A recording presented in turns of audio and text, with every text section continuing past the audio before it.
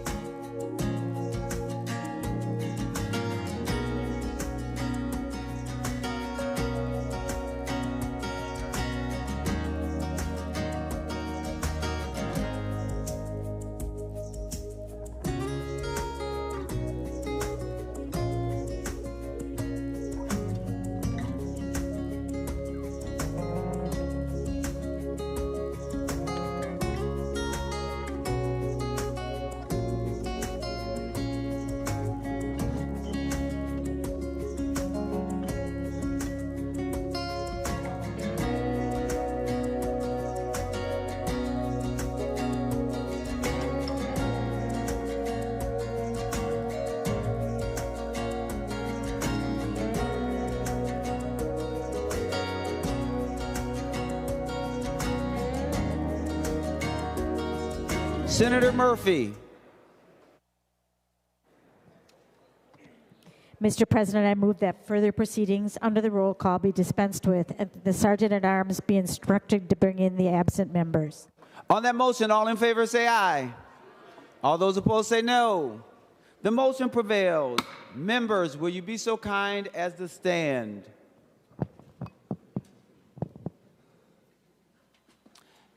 Members, ordinarily what we do is bow for prayer. We usually have a chaplain who joins us, and then I remind you that we should remain standing for the Pledge of Allegiance. I'm still reminding you to stand for the Pledge of Allegiance, but instead of having a chaplain here today, I'm going to ask members to pause for a moment of silent prayer and reflection. I thought that would be important, especially during this date and time where there's a lot of noise. We're hearing a lot of things that are being said, some things we like, some things we don't like, some things that question who we are and what we're all about. But it's a time of uncertainty and sometimes doubt. And I believe that this is a time for us to center ourselves and to take a moment of reflection so that we know that we have the strength and the courage and the will to do what's right and what's in the best interest of us all. So with that being said, if you will take a moment to silently reflect, that would be great.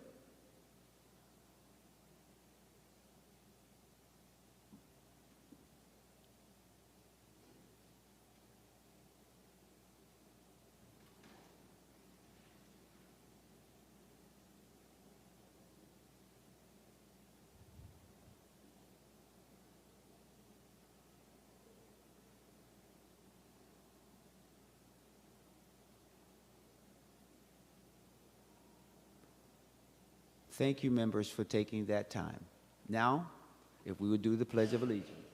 I pledge allegiance to the flag of the United States of America and to the republic for which it stands, one nation, under God, indivisible, with liberty and justice for all. Thank you so very much. Now we will ask the Secretary to take the roll. Abler, Anderson, Barr, Bolden, Carlson, Champion, Clark, Coleman, Swadzinski, Dames, Dibble, Dornick, Draheim, Drazkowski, Duckworth, Farnsworth, Fateh, Frentz, Green, Grunhagen, Gustafson, Hochschild, Herr, Hoffman, Housley, Howe, Jasinski, Johnson, Johnson Stewart, Klein, Coran, Kroon, Kunish, Kupek, Lang, Latz, Liskey, Limmer, Lucero, Mann, Marty, Matthews, May Quaid, McEwen, Miller, Mitchell, Mohammed, Murphy, Nelson, Umuver Baton, Pappas, Pa, Port, Pratt, Putnam, Rarick, Rasmussen, Rest, Seeberger, Utke, Weber, Wiesenberg, Westland, Westrom, Wickland, Zhang. Members, a quorum is present. The following members intend to vote from a remote location pursuant to Rule 40.7. Senator Dibble, Senator Hochschild, Senator Howell, Senator Port, and Senator Utke. Members, if you would like to follow along, I'm looking at the Senate agenda dated Wednesday, April 23rd, 2025. We will begin with the third order of business, messages from the House. The Secretary will read the first message.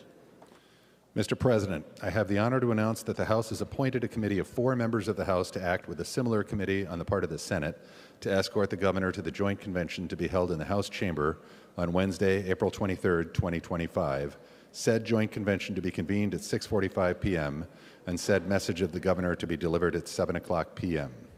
Gander, Momani Hiltsley, Ray Rower, and Robbins have been appointed as such committee on the part of the House.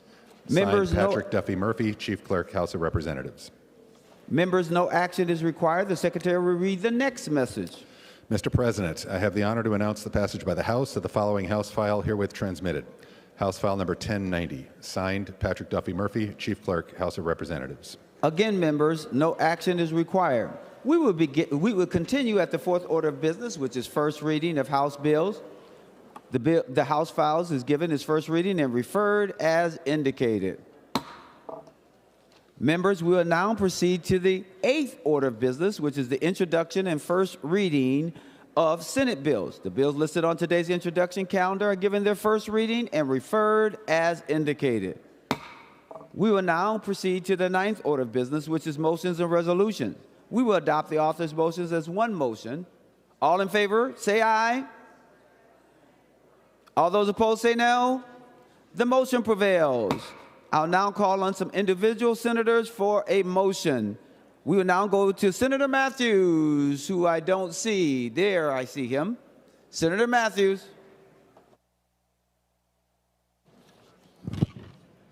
Thank you, Mr. President. I move that Senate File 1393 be withdrawn from the Committee on Environment, Climate, and Legacy and re-referred to the Committee on Energy, Utilities, Environment, and Climate. Mr. President, this is my bill, and both chairs are in agreement. Thank you, Senator Matthews. Senator Matthews moves that Senate File number 1393 be withdrawn from the Committee on Environment, Climate, and Legacy and re-referred to the Committee on Energy, Utilities, Environment, and Climate. Any discussion? Seeing none, all in favor say aye. All those opposed say no. The motion prevails. I am now looking for Senator Friends.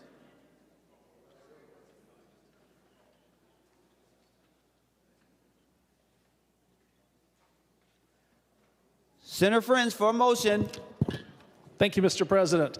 I move that Senate File 3414 be withdrawn from the Committee on State and Local Government and re-referred to the Committee on Commerce and Consumer Protection. Mr. President, glad to report I have spoken with both the chairs and they are agreeable. Senator Friends moves that Senate File number 3414 be withdrawn from the Committee on State and Local Governments and re-referred to the Committee on Commerce and Consumer Protection. Senator Rasmussen. Thank you, Mr. President. I would request a roll call. Roll call requested, roll call granted. Any other discussion? Senator Rasmussen. Thank you, Mr. President. This bill that Senator Friends is attempting to move out of the State Government Committee and into the Commerce Committee is related to legalizing online sports gambling. It's a nearly identical version of a bill, Mr. President and members, that has failed twice to get out of the State Government Committee. First in February, when this a very similar bill was voted on, it failed in committee, was not able to get out. In April, the bill was scheduled to be reconsidered in that committee, and it was later pulled because it didn't have the votes. Mr. President and members, we should not allow a bill that doesn't have the votes to get out of its committee of jurisdiction to just go on to another committee because it doesn't have the votes. Mr. President, I would also say that online sports gambling has yet to have a single successful committee hearing in either the Senate or the other body. And in fact, this bill actually needs to be a House file in order for it to pass into law. And the bill that Senator Friends is attempting to move today doesn't even have a House companion yet. Mr. President, the reason that this bill and this concept has struggled is because of strong bipartisan opposition and many different concerns. You'll see, Mr. President and members, a letter that's being distributed from the Minnesota Catholic Conference. And I think, Mr. President, it's important that if we're going to take up an issue that has serious concerns about the negative impact that this could have on Minnesota families for years to come, that we have a full vetting of that bill in the Committee of Jurisdiction, where people like the Minnesota Catholic Conference and others who are concerned can come and offer their testimony, have that discussion, have that debate. And so I would request that members vote no, and we make sure that we keep this bill in the Committee of Jurisdiction and that that discussion can continue there. Thank you, Senator Rasmussen. Senator Friends, before we vote, Senator Friends, I'd like to go to Senator McQuaid, and then you can finish up before we vote. Senator McQuaid. Thank you, Mr. President. I want to slightly echo Senator Rasmussen's comments, and as the Vice Chair of State and Local Gov, I can affirm that the way that Senator Rasmussen described the goings-on in State and Local Gov are accurate. This did have a hearing. It didn't pass out of committee. It was removed from the agenda because it still didn't have the votes. And if we're going to have this conversation, the largest expansion of gambling in Minnesota state history, we do need to have it in the State and Local Government Committee where it belongs. And so I would ask members to vote no, too. Thank you, Senator McQuaid. Senator Friends, before we vote. Thank you, Mr. President, and thank you, Senator Rasmussen, and thank you, Senator McQuaid. Glad to report after it goes to Commerce, I would like to send it to state government to have that very conversation. Again, Mr. President, have spoken with the chairs of both committees and have their support for this motion. Thank you, members. I ask for your yes vote. Senator Miller. Thank you, Mr. Chair and members. Well, as most in this chamber know, there is no bigger advocate for legalizing sports betting here in Minnesota than me. There has been an effort over the past several years to bring stakeholders together, bring legislators from both parties together in both chambers. And last year we had the framework of an agreement that had support from all, if not all, most of the gaming stakeholders, at least no opposition from those stakeholders. We had strong bipartisan support, and there is no one who wants to build on that momentum more than me. And there was a bill that was, a couple bills that were introduced earlier this session that built on that momentum and had the framework of that agreement in place. Unfortunately, the bill in front of us dialed back some of the resources that would support our charitable gambling organizations, as well as the horse racing tracks, as well as funding to help bring major sporting events to Minnesota. So while I am a strong supporter of legalizing sports betting, I am going to urge members to vote no on this motion in front of us today.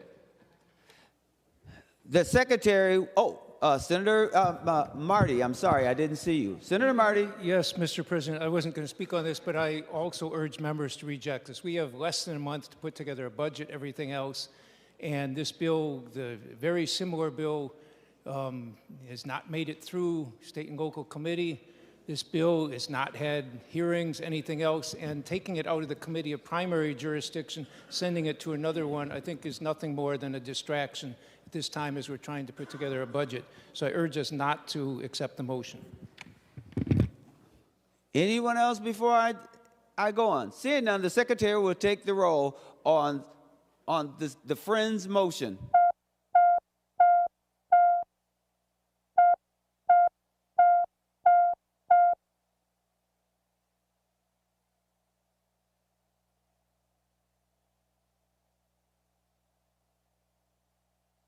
Senator Kunesh, for those voting pursuant to Rule 40.7.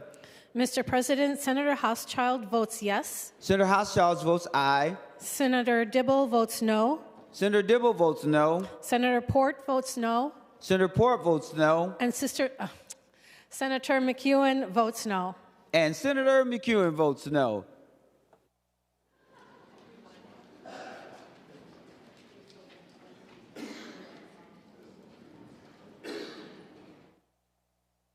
Senator Jasinski, for those voting pursuant to Rule 40.7. Thank you, Mr. President. Senator Utke votes no. Senator Utke votes no. And thank you, Mr. President. Senator Howe votes no. Senator Howe votes no. The Secretary will close the roll. All senators having voted who desires to vote, the Secretary will close the roll. There being 15 ayes and 50 noes, the motion to withdraw fails. Members, now the Secretary will report Senate Resolution number 33. Senator Murphy introduced Senate Resolution number 33, a Senate resolution relating to appointment of a committee to escort the governor to the House chamber for a joint convention. Senator Murphy for a motion.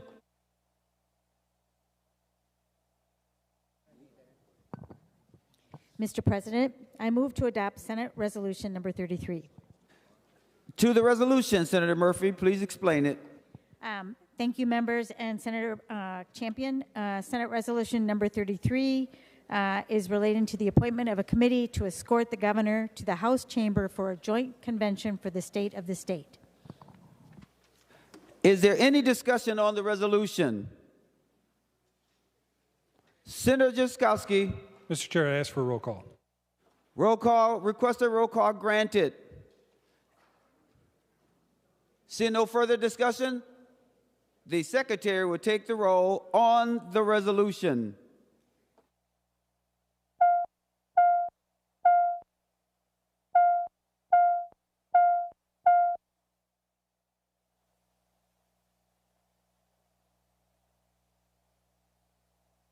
Members, remember this is the resolution just for those to escort the governor.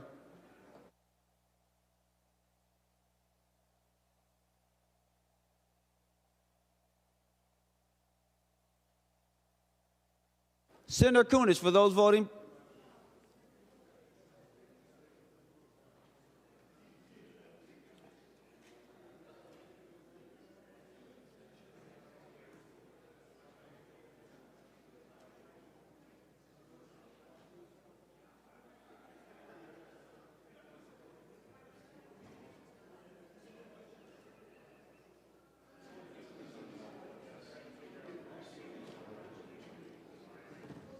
Senator Kunesh, for those voting pursuant to Rule 40.7. Thank you, Mr. President. Senator Port votes aye. Senator Port votes aye. And Senator Hochschild votes aye. Senator Hochschild votes aye. Senator Jasinski. Thank you, Mr. President. Senator Howell votes no. Senator Howell votes no. Thank you, Mr. President. Senator Utke votes no. And Senator Utke votes no. Senator Kunesh. Senator Dibble votes aye. Senator Dibble votes aye. And Senator McEwen votes aye. And Senator McEwen votes aye. All senators having voted who desires to vote, the secretary will close the roll. There have been 52 ayes and 13 noes. The resolution is adopted. Pursuant to the foregoing resolution, I make the following appointments. Senators Clark, Duckworth, Mann, Nelson, and Jung. Members remaining under motions and resolutions, I call on Senator Murphy to designate special orders. Mr. President, pursuant to Rule 26, I designate the following bills be made special orders for immediate consideration. Members, the list is on your desk. Members, that is correct. The list is on your desk. We will begin with Senate File 1959, Senator Putnam, for the Veterans Omnibus Policy and Appropriations Bill. Thank you very much, Mr. President and members. Before I say a word, I think I want to start with some gratitude, especially when we're talking about veterans. It's a great place to start. And so I want to thank the mighty Nick Roth, Keely Spence, Matt Kelleher, Tom Watson, Andrew Erickson, Haley Bloom Peterson, and everyone who worked so hard all session on putting this bill together. Mr. President and members, I'm grateful for the opportunity for this body to discuss the Veterans Omnibus Bill. I'm proud of it. We're going to talk about this bill. We're going to talk about funding and policy, about the Department of Veterans and Military Affairs, about what's good in the bill and what could be better.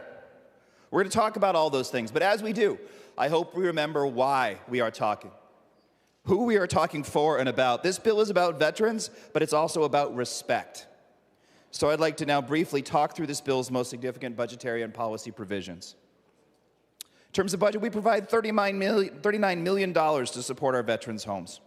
Minnesota has 8 state veterans' homes. We built 3 more a couple years ago, 3 new ones a couple years ago. They are not operating at full capacity, and veterans are going underserved because we don't have the resources to staff these buildings adequately. This $39 million will open up all 8 of these veterans' homes to full capacity potentially so that they can serve and help veterans and help the people who have helped us so much. We also dedicated $120,000 over the biennium to go to technical support for county veteran service officers, especially who work with women veterans, justice-involved veterans, and veterans contemplating suicide. Members, there could not be a better use of state resources than in moments like that. We also do what we can for the Department of Military Affairs, providing a $1 million operating adjustment for the biennium. I wish we could do more. In particular, I wish we could support signing bonuses a little bit more than we can, but we worked within the context of the budget that we have, and I'm hoping that a global target will give us another opportunity to show respect there when we can. Now, the finance provisions in this bill demonstrate our respect for veterans by giving them the support we can, but in addition to these budgetary decisions, we made some notable policy changes, some of which I'll just talk about very briefly right now. We include Senator Howe's bill that enables spouses and children who survive a veteran to maintain access to their education benefits. When one serves, their whole family does too. This bill also formally recognizes veterans of the secret war in Laos who fought for America alongside U.S. soldiers. To be clear, it does not change the definition of a veteran, nor does it in any way diminish the service of members who have served as part of our military. In fact, in 2017, Congress and the Trump administration passed the Hmong Veterans Service Recognition Act that enabled veterans of the Secret War in Laos to be buried in federal military cemeteries, as well as proxy soldiers from Korea and the Philippines have also been granted some of these rights. Members, this is overdue. Those are all issues at the federal level, but this is Minnesota, and you cannot tell the story of Minnesota without the story of the Hmong. This is about us. Our Hmong neighbors and friends today live the legacy of those soldiers who we can and should respect with our decision today. Members, Minnesota veterans face a number of challenges. It's our solemn responsibility to do what we can for those who've done everything for us. This bill does that. This bill is about veterans, but it's also about honoring service and showing respect. Now, Mr. President, I do have a couple amendments that I'd like to offer. Go ahead, Senator. Before we begin the discussion of the bill.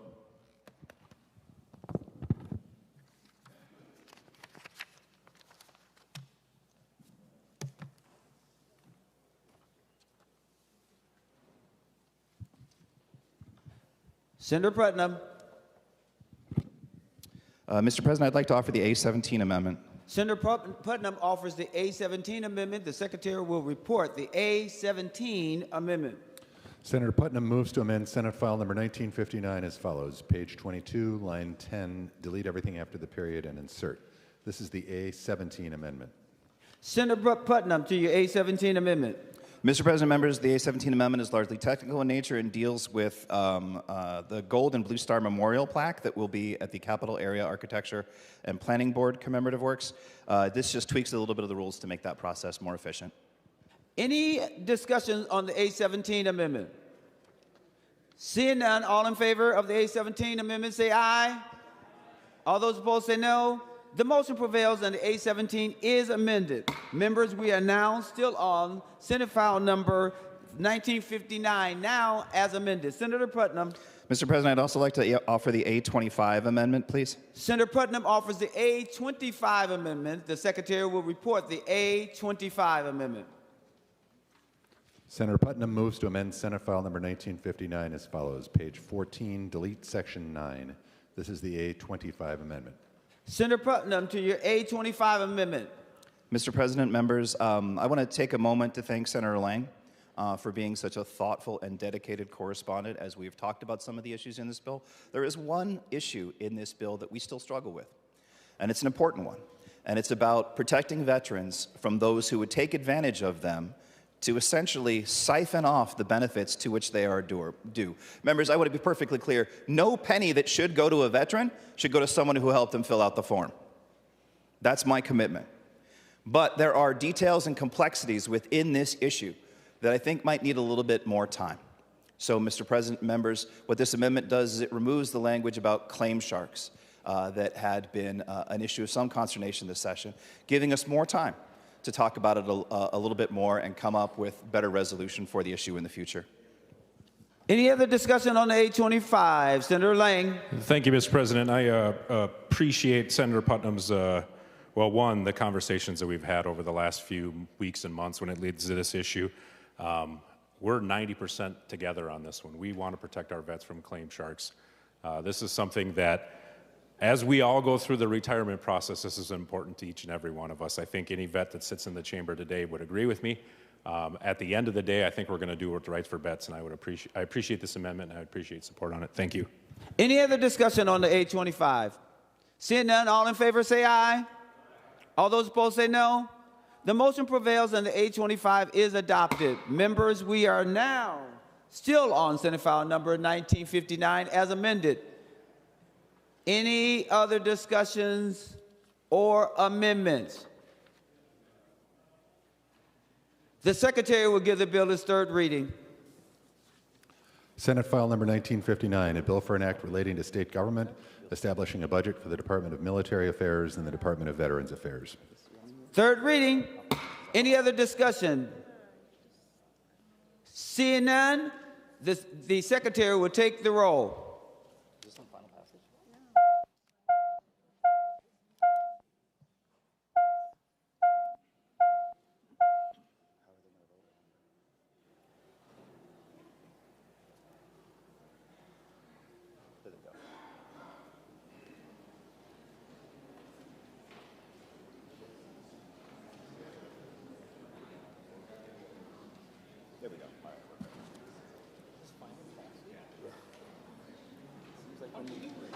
When you don't have a spine, everything gets done really easily.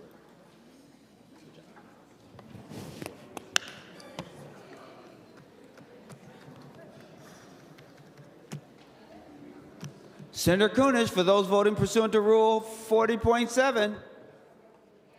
Mr. President, Senator Dibble votes aye. Senator Dibble votes aye. Senator Housechild votes aye. Senator Housechild votes aye. And Senator Port votes aye. Senator Port votes aye. Senator Jasinski.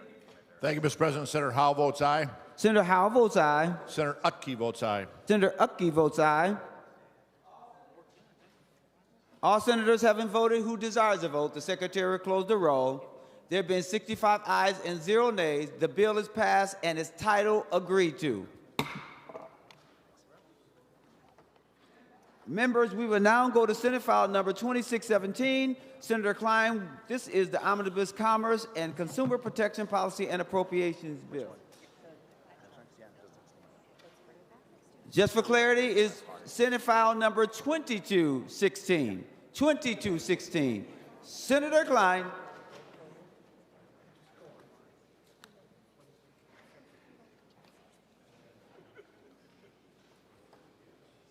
Senator Klein. Senator Hurd. Senator Champion, thank you for giving me the floor here.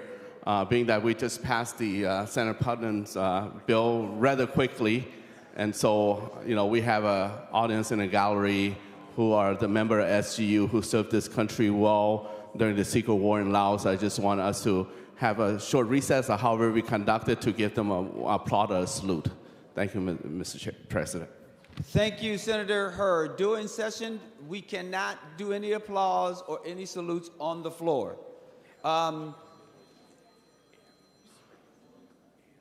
What has to happen is Senator Murphy has to put us in recess, which is why I identified Senator Klein, and now we are going someplace else. So, with that being said, Senator Murphy. Thank you, Mr. President, and yes, we're going to a different place briefly. With the indulgence of the body, I would ask for a 1-minute recess. All those in favor of a recess, say aye. Aye. All those opposed, say no. The motion prevails. The Senate is now in recess.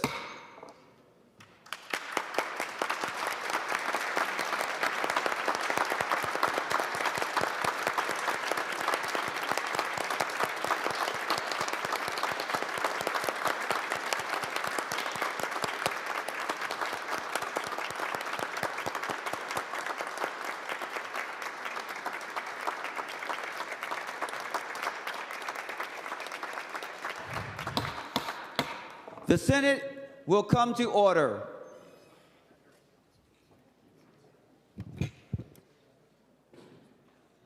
Senator Klein. Mr. President, thank you for your patience. We now get to Senate File 2216, the Omnibus Commerce and Consumer Protection Appropriations and OCM Budget Bill. Members, I'm proud to present our Commerce Budget Bill on the floor, building on the good work of that committee in protecting consumer rights in the state of Minnesota, regulating business, banking, health insurance, and more. We address in this bill HOAs. We've heard for years from constituents and bipartisan legislators about concerns about common interest communities, or HOAs. This bill will establish a registry and an ombudsperson for HOAs to ensure fairness and transparency in the governance of those communities. We're strengthening protections in this bill for broker fraud, investment broker fraud, which has seen a 24% increase nationwide in the past year. Across the country, consumers lost more money to investment scams, $5.7 billion, than any other category in 2024. This bill will allow us to improve oversight and auditing through the Department of Commerce of Minnesotans' assets that are invested through brokers.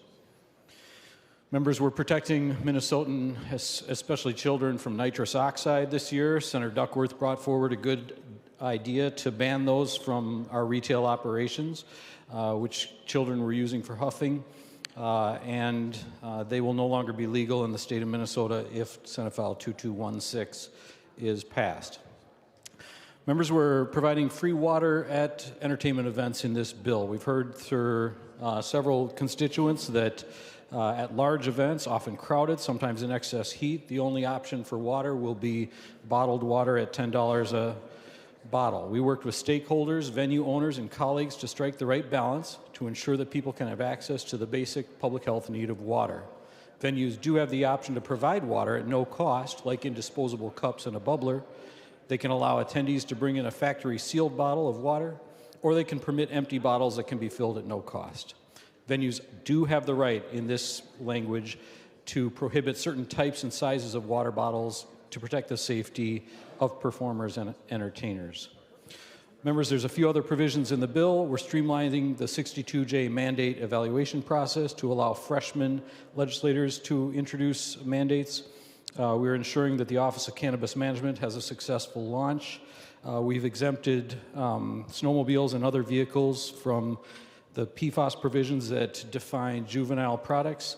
And we've worked with Senator Draheim to clarify the usage of cadmium paints in the state of Minnesota. Senator Rasmussen has worked hard on telecommunication provisions that will modernize the way we provide phone services in the state of Minnesota. Senator Jasinski has a provision in here about salvage vehicle title updates, and Senator Howe has some clarifications on federal qualified mortgages. We're going to make sure that homeowners can get a copy of their insurance policy on request, thanks to Senator Seeberger. So I'd like to thank Senator Seeberger, my vice chair, also ranking member Dames, my committee administrator Bill Lunzer, my committee legislative assistant Ellie Thibodeau-Lissick, our DFL researcher Amanda Peterson, our counsels Olivia Siverson and Nolan Hudla, our fiscal analyst Krista Boyd, our Republican caucus staff Wendy Havisto and Linnea Michelson, and our committee members, Senator Duckworth, Frentz, Green, Howell, Latz, Rasmussen, Rest, and Wickland. Also our committee pages, Jillian Cherney, Sydney Tiffany, and Mitchell Winter, and our office intern, Sarah Schaeffer. And members, that is the omnibus provision in front of you. And Mr. President, I have the A54 amendment. Senator Klein offers the A54 amendment. The Secretary will report the A54 amendment.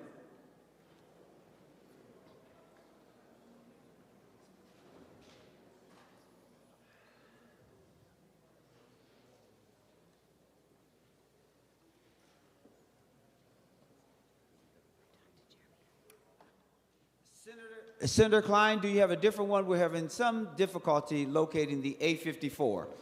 Mr. President, it's important that it be offered as the A54, so I'm glad to sort of withdraw that at this time and then introduce it when you have a copy. They are working on it. So Senator Klein withdraws the A54. I'll now go to, if you're okay, Senator Klein, I'll go to Senator Rasmussen.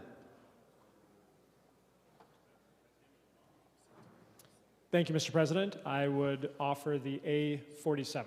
Senator Rasmussen offers the A47 amendment. The Secretary will report the A47 amendment. Senator Rasmussen moves to amend Senate File number 2216 as follows. Page 6, line 1, delete $15 million. This is the A47 amendment. Senator Rasmussen, to your A47 amendment. Thank you, Mr. President. When the legalization of recreational cannabis was passed last biennium, one of the promises that was made to Minnesotans was that we would take the tax revenue generated from recreational cannabis and put it towards harm reduction. We would put it towards education. We would help local and tribal public health entities to provide education on cannabis abuse and misuse. We also had funding, Mr. President, to have educational programs for pregnant mothers to understand the negative impacts that cannabis usage could have on their babies. And Mr. President, unfortunately, we saw last year millions of dollars cut from those educational programs within a year of the cannabis bill becoming law. And so what the A47 does, Mr. President, is that it takes dollars from the Can Renew grants and it would put it back dollar for dollar to adjust for the cuts that have been made to local public health entities to do educational work on cannabis and to make sure that Minnesotans are aware of some of the negative health consequences that come from cannabis usage. So, Mr. President, would ask for members' support on this amendment to make sure that we stick with that original promise that was made with the bill. Senator Klein to the A47 amendment. And thank you, Mr. President. Thank you, Senator Rasmussen, for the idea. This was brought up in committee as well. The current usage of Can Renew grants, $15 million a year, is appropriated to communities that have been historically punished for cannabis usage and trying to restore their economic infrastructure. A very good and equally meritorious use of those monies would be to backfill the losses we've had in our public health programs around cannabis usage. And I think each member can sort of make their own individual decision on the relative merits of the use of those dollars. This would move $3.6 million out of a total of $15 million of Can Renew grants back into the public health sphere. And I'll leave it to each individual member to decide their vote. Senator McQuaid. Thank you, Mr. President. And I would raise a point of order for this amendment under 7.4 Clause 3. An amendment cannot change appropriations, transfers, or revenues to an agency that's not reported to the floor of the Senate. This does not include the Department of Health in Article 1, where all the appropriations are. And for that, I would ask you to find the point of order well taken. Any other discussion? Briefly, Senator Rasmussen to the point of order. Thank you, Advice, Mr. President. Mr. President, this is very clearly within this Commerce Omnibus bill. We have decided that cannabis issues are going to be going to the Commerce Committee, and what we're simply doing is taking some of the dollars that have been appropriated for these purposes and backfilling into other cannabis-related programming. Yes, it is administered by the Minnesota Department of Health, but if you were to look at the Office of Cannabis Management, there's partnerships with a whole host of state agencies.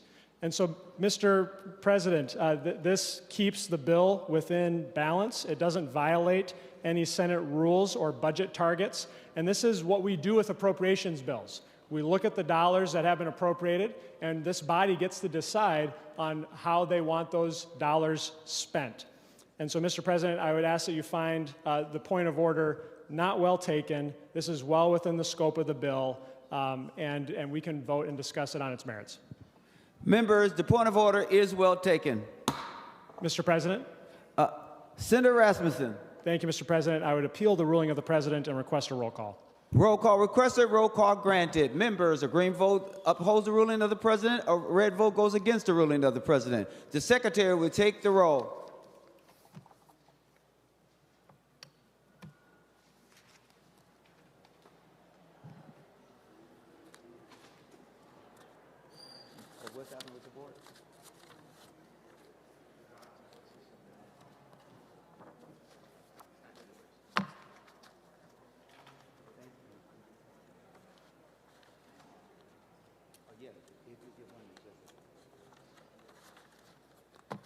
Members, we're looking to see what's going on with the board. Give us a moment.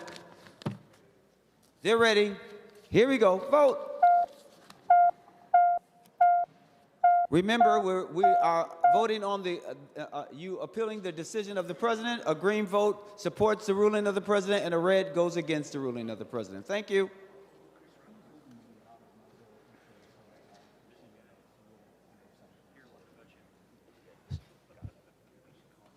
Senator Kunesh, for those voting pursuant to Rule 40.7. Mr. President, Senator Dibble votes aye. Senator Dibble votes aye. Senator Hochschild votes aye. Senator Hochschild votes aye. And Senator Port votes aye. And Senator Port votes aye. Senator Jasinski. Thank you, Mr. President. Senator Howell votes no. Senator Howell votes no. Senator Utke votes no. Senator Utke votes no.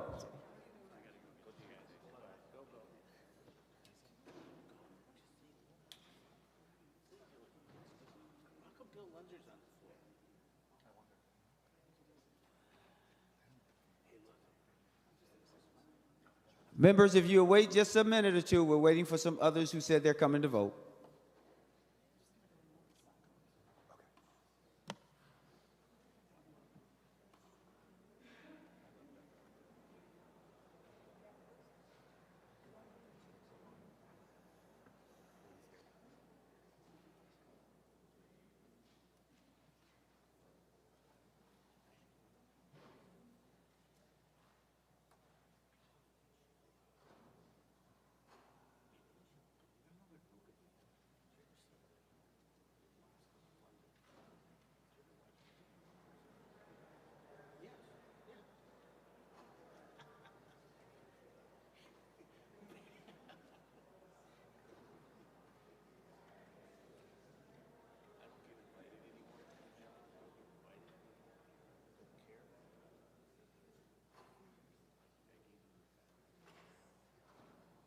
All senators having voted who desires to vote, the secretary will close the roll.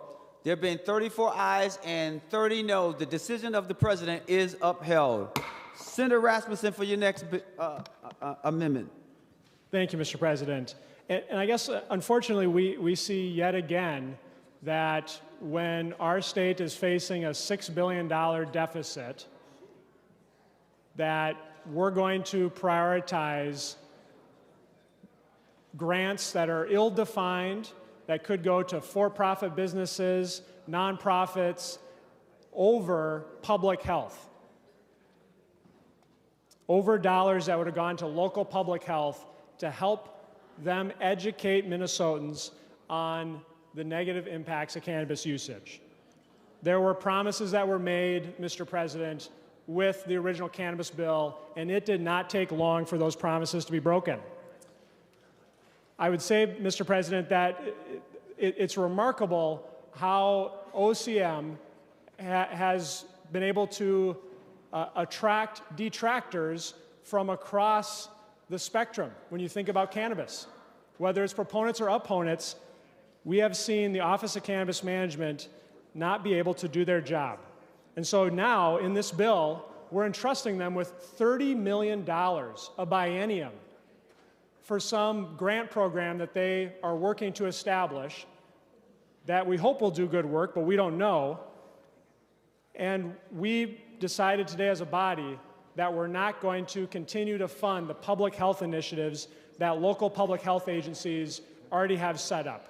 That when it comes to our priorities, that is what Senate Democrats have told us today. And so, Mr. President, I'd like to offer the A37. Senator Rasmussen offers the A37 amendment, and the secretary will report the A37 amendment. Senator Rasmussen moves to amend Senate File Number 2216 as follows. Page 33, line 17, strike or. This is the A37 amendment. Senator Rasmussen, to your amendment. Thank you, Mr. President. One of the biggest issues I hear about from Minnesotans is the cost of health care. The cost of health care. And one of the ways that the cost of health care shows up for many Minnesotans is through the increased cost of health insurance premiums and other out-of-pocket costs they have. On a bipartisan basis, a bicameral basis, there was work done within both the Senate and the House Commerce Committee to establish what's now called the 62J process, where when a legislator comes to the legislature with a bill that will have a health insurance mandate, that we ask the Department of Commerce to do analysis on that proposal and come back and tell us what it's going to cost Minnesotans in terms of increased premiums. This was a bipartisan collaboration, and we have, I think, seen continued improvement in the quality of these 62J reports that we get. And that allows members of the Commerce Committee and the Health Committee, as these mandates are being evaluated, to make sure that we are striking the right trade-offs, that we just don't continue to put mandates that are going to drive up the cost of health care and make it less affordable for Minnesotans. So the amendment before the body would reinstate this idea of bipartisan support for this 62J process. Unfortunately, in the underlying bill, we really see that the scope of these 62J reports is being negatively impacted. We're also seeing that there is a loophole that would allow people to avoid this process altogether, which would deprive the legislature and the public from knowing the true cost of these mandates. So the A37, Mr. President, would address concerns that legislators have, and I think is something that could become law at the end of the day, and addressing some of the very real concerns about the 62J process that individuals have raised. So I'd ask for member support of the A37. This will help ensure that we have the information we need to make these important decisions on health insurance mandates. Senator McQuaid. I'm sorry, I thought it was Senator McQuaid, but Senator Mann was hiding back there. Senator Mann. Thank you, Mr. President. I would ask members to vote no on this amendment. There is no reason to delay this program. People need coverage, plain and simple. We are putting cost on people of the state when they go in for their medical management and they get a bill in the mail for something that they thought would be covered and isn't, especially for things as simple as whatever it may be, treatment for their pneumonia, which has been denied as of recently. So there is no reason to delay this program whatsoever. And lastly, the cost sharing provision will fall under HHS. We get that cost analysis already in a fiscal note, so there's no reason to put that under this amendment, so please vote no. Senator Klein. Thank you, members. This provision for 62J reform was worked on this session by Senator Mann, and she met with stakeholders. And I support the changes that she's introduced and the bill is introduced, and I also encourage a no vote. Senator Rasmussen, did you request a roll call vote? Okay, got it. Senator Rasmussen. Thank you, Mr. President. And I think this just highlights an overall concern that I'm going to have with this bill today, which that for that core problem that we have in Minnesota, which is a high cost of health care, and what that means for Minnesotans in their pocketbooks, this bill actually makes it worse. And I think we'll be talking about a few of those different provisions here today. And I'm just disappointed that we weren't able to find a bipartisan compromise on the 62J language. Mr. President, since I believe this will be something that is going into conference, I'm going to withdraw the A37, and I'm open to continue to work with stakeholders to find something that can have bipartisan support like the original 62J process did. Senator Rasmussen withdraws the A37 amendment. We now go to Senator Draheim. Thank you, Mr. President and members. First, would like to start off by thanking Senator Klein for the time in his committee this year.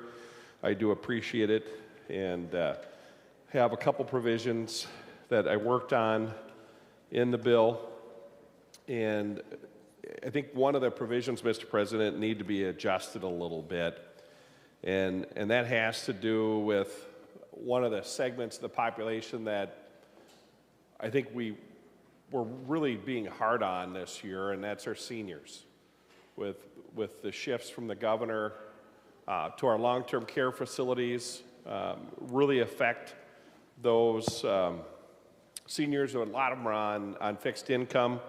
And another segment of our seniors are the ones that use Medigap supplemental insurance. And there are over 200,000 seniors in Minnesota that take advantage of this program. In this program, you have to sign up, historically it was within 6 months of your 65 birthday enrollment. With the changes that are been proposed a couple of years ago, the actuary study that the state did on old data would increase the rates 20% in 5 years. Well, one of the major carriers in the state who has 75% of the business did a run using actual current data, and they predict in 5 years that it's increased 90%. So members, we have a big decision to make. Yes, it would be nice to have an open-ended enrollment period, but the bad news is no one could afford it.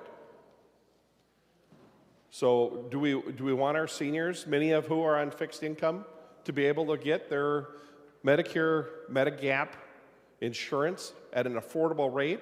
They're on fixed incomes. They cannot afford a 20% increase, let alone a 90%. So with that, I'd like to offer the A38 amendment. Senator Draheim offers the A38 amendment. The Secretary will report the A38. Senator Draheim moves to amend Senate File number 2216 as follows. Page 20, delete Section 1. This is the A38 amendment. Senator Draheim, to your A38, if you have any other discussion or you've already given it. Senator Draheim. I take that as a hint, Mr. President. You know, I know we had a healthy debate. I know Senator Klein understands that this is an issue. He has worked on this. He is a co-author on the underlying bill where this amendment came from. and I know he has tried to address it a little bit in the bill, but I just encourage a green vote. Senator Klein to the 838 amendment. Yep. Thank you, Mr. President. Thank you, Senator Draheim, for really digging into this wonky and difficult issue. A couple of years ago, members, for these supplemental Medicare insurance policies, we allowed people with pre-existing conditions to purchase into them, and we also created a more open enrollment period, just trying to improve access to these policies, which help a lot of seniors. What we found, what we heard, was that this was going to really create instability in the market. It was going to increase premiums significantly for all people who tried to purchase them. So we had a few options on the table this year. What was proposed by the Department of Commerce is that we place some brakes on the open enrollment by creating a 10% penalty if you enrolled outside of your original window. That's the proposal they offered, and that's the proposal that's contained within my bill. Senator Draheim is proposing that we simply sort of remove the open enrollment altogether and go back to the way things were. We've also heard from other advocates like AARP who would want to go the other direction and have us remove the penalty and just keep the law as it exists. I think this is a middle-of-the-road way that has come about. I'm hoping it keeps the market stable while still allowing people with pre-existing conditions to buy into supplemental Medicare. Having said that, I don't have a looking glass into the future, and if this creates, a lot of difficulties for premium rates in 1 to 2 years, I'd be willing to come back and work on it with Senator Draheim. At this time, I oppose the amendment as offered. Any other discussion before we go to the author of the amendment? Any other discussion? Senator Abler. Well, thanks, Mr. President. Would Senator Klein yield for a question? Senator Klein, will you yield? He will yield. Senator Abler. That's amazing, Mr. President. I'm so grateful. I've just got a few emails about this, and I'm not really deep in the topic, but there was some concern about this in the emails I got. Is this a one-time 10%, or is it ongoing, Senator Klein? Senator Klein. Mr. President and Senator Abler, we looked at both ideas. One would be just the first year would be 10%, and the other would be lifetime 10%. In the current language of the bill, it is lifetime. Senator Abler. Thank you, Mr. President. Senator Daines. Well, thank you, Mr. Chair. And Senator Klein, would Senator Klein yield for a question? Senator Klein, will you yield? He will yield. Senator Daines. Thank you, Mr. President and Senator Klein. It's my understanding that we amended this 10% to read up to 10% depending on the decision of the Commerce. Is that correct? To the question, Senator Klein. Mr. President, Senator Daines, correct. Senator Daines. Thank you, Senator Klein, and thank you, Mr. President. So I would suggest that you vote green on this amendment. When we go to open enrollment at any point in time, now yes, as Senator Klein stated, we did extend the open enrollment period, but this would extend it year-round. And the Department of Commerce may choose not to have a 10% penalty. They may choose to have a 0% penalty. And if you can remember in the years back before we had, when we could underwrite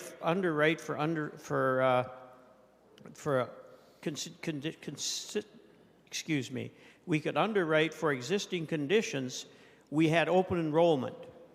When that underwriting for existing conditions was changed to where there was no underwriting on existing conditions and everybody was accepted with the conditions, the enrollment period had to be changed rather quickly to a shorter time period because people would wait until they needed the coverage to buy the coverage. With an open enrollment that's going to be for 12 months a year, we're going to have the same problems going to start setting in. People are going to look at the Medigap insurance and say, you know what, until I need it, I'm not going to buy it. They can go in and they can buy it, and there may or may not be a 10% penalty, but I think we're going backwards. We worked with this about 10 years ago, and I think we're going backwards right now when we start looking at expanding this again and not knowing for sure what the penalty would be, so I would encourage a green vote on this.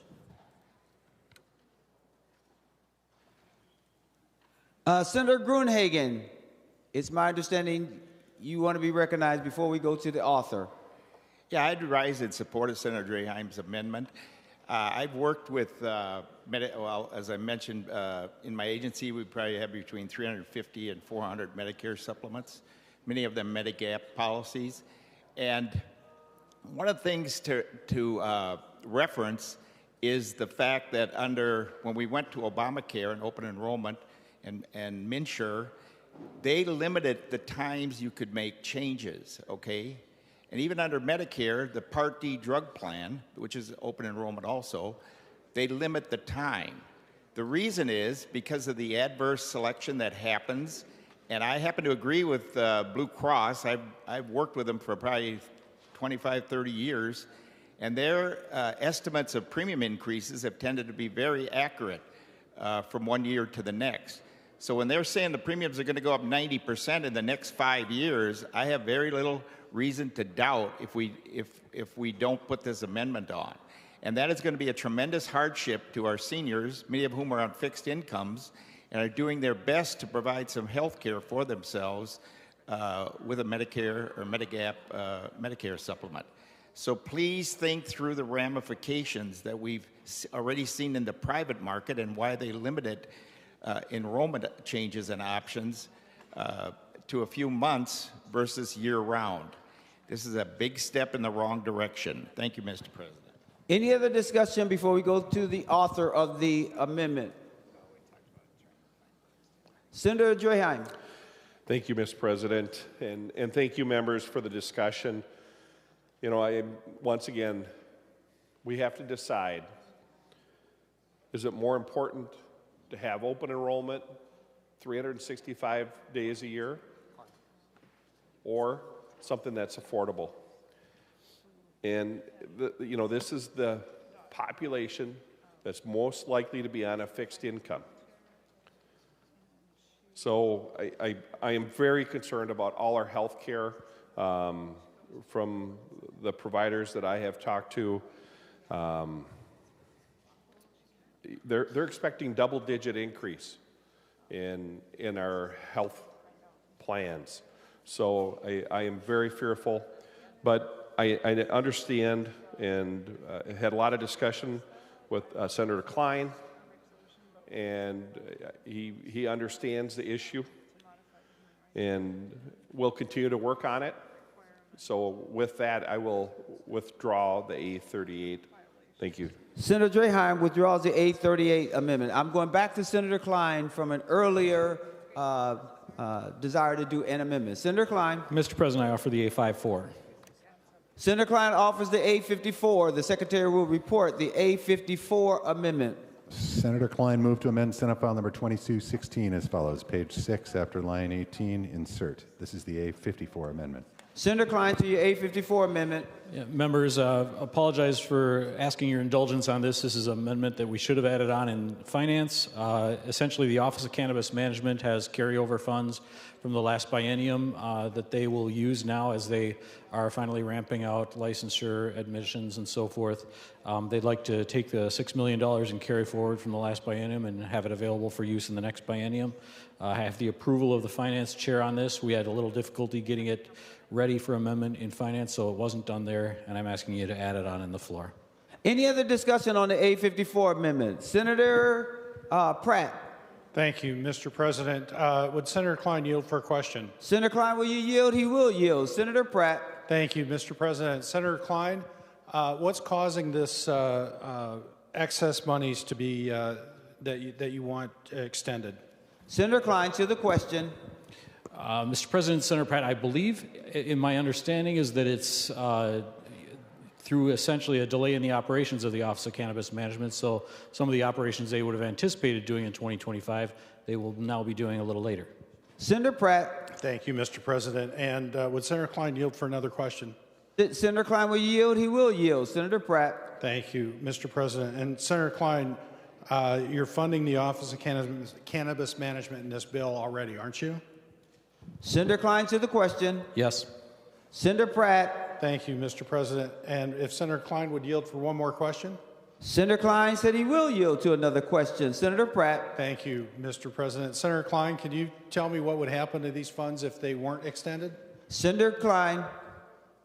Mr. President, Senator Pratt, I believe they would not be appropriated.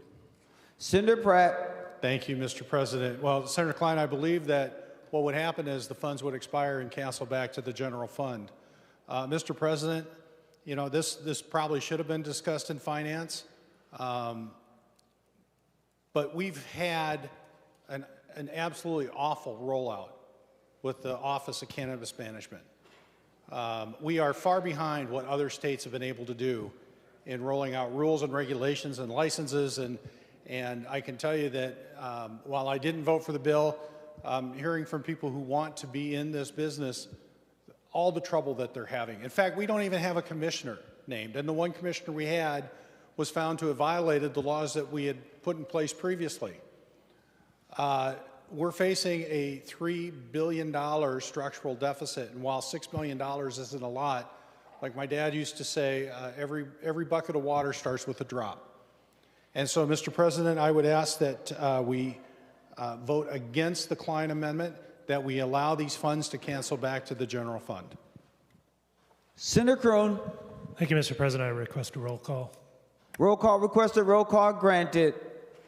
Seeing no further discussion, the Secretary will take the roll on the A54 amendment.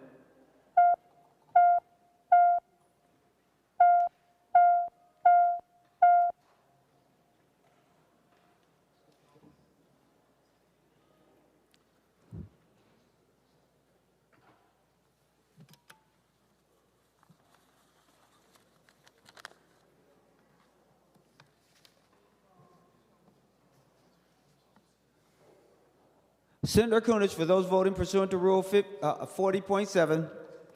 Mr. President, Senator Port votes aye. Senator Port votes aye. Senator Hochschild votes aye. Senator Hochschild votes aye. And Senator Dibble votes aye. And Senator Dibble votes aye. Senator Jasinski. Thank you, Mr. President. Senator Howe votes no. Senator Howe votes no. Senator Utke votes no. Senator Utke votes no. And thank you, Mr. President. Senator Liskey votes no. Senator Liskey votes no. Senator Kunesh. I'd like to add Senator Murphy votes aye. Senator Murphy votes aye.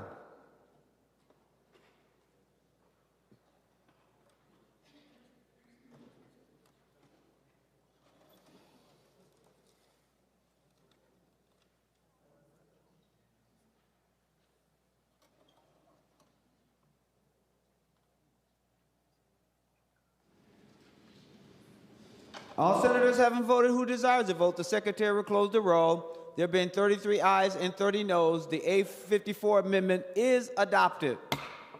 I'm now going to Senator Grudenhagen. Oh, thank you, Mr. President. Yeah, I would like to offer the A39 amendment. Senator Grudenhagen offers the A39 amendment. The Secretary will report the A39 amendment. Senator Grudenhagen moves to amend Senate File Number 2216 as follows. Page 36, after line 29, insert. This is the A39 amendment. Senator Grudenhagen, to your amendment. Yeah, thank you, Mr. President. Yeah, members, we have a crisis in our healthcare system, both in terms of the premiums, access, deductibles, and out-of-pocket costs that people have to pay. In the last few years, the premiums have gone up dramatically. The out-of-pocket costs are higher than ever in terms of deductibles and coinsurance. And in addition to that, I know when MNsure was passed under Obamacare, a lot of the hospitals and even some of the lobbyists here for the healthcare system, they supported it. And they said, well, because we won't have to give charity care and we'll have less out of pocket. Well, members, I have checked with some of those lobbyists that supported it a few years later, and according to the information they've given me, we're paying, there's less being reimbursed by patients than there was before because of the high deductibles and coinsurances. So they can't afford to pay that amount. So the hospitals and doctors are actually seeing even less money actually being paid out. So I know that we had a tremendous amount of promises that this was going to solve the uninsured and a host of other problems, and as I predicted, it went just the opposite direction, okay, for a number of reasons, which I won't cover today. I did write a book about it, healthcare in crisis, is the government the solution or the problem? What the A39 does, it's an attempt to address these costs and to see lower premiums, lower deductibles, and increase individuals' choices as far as health care.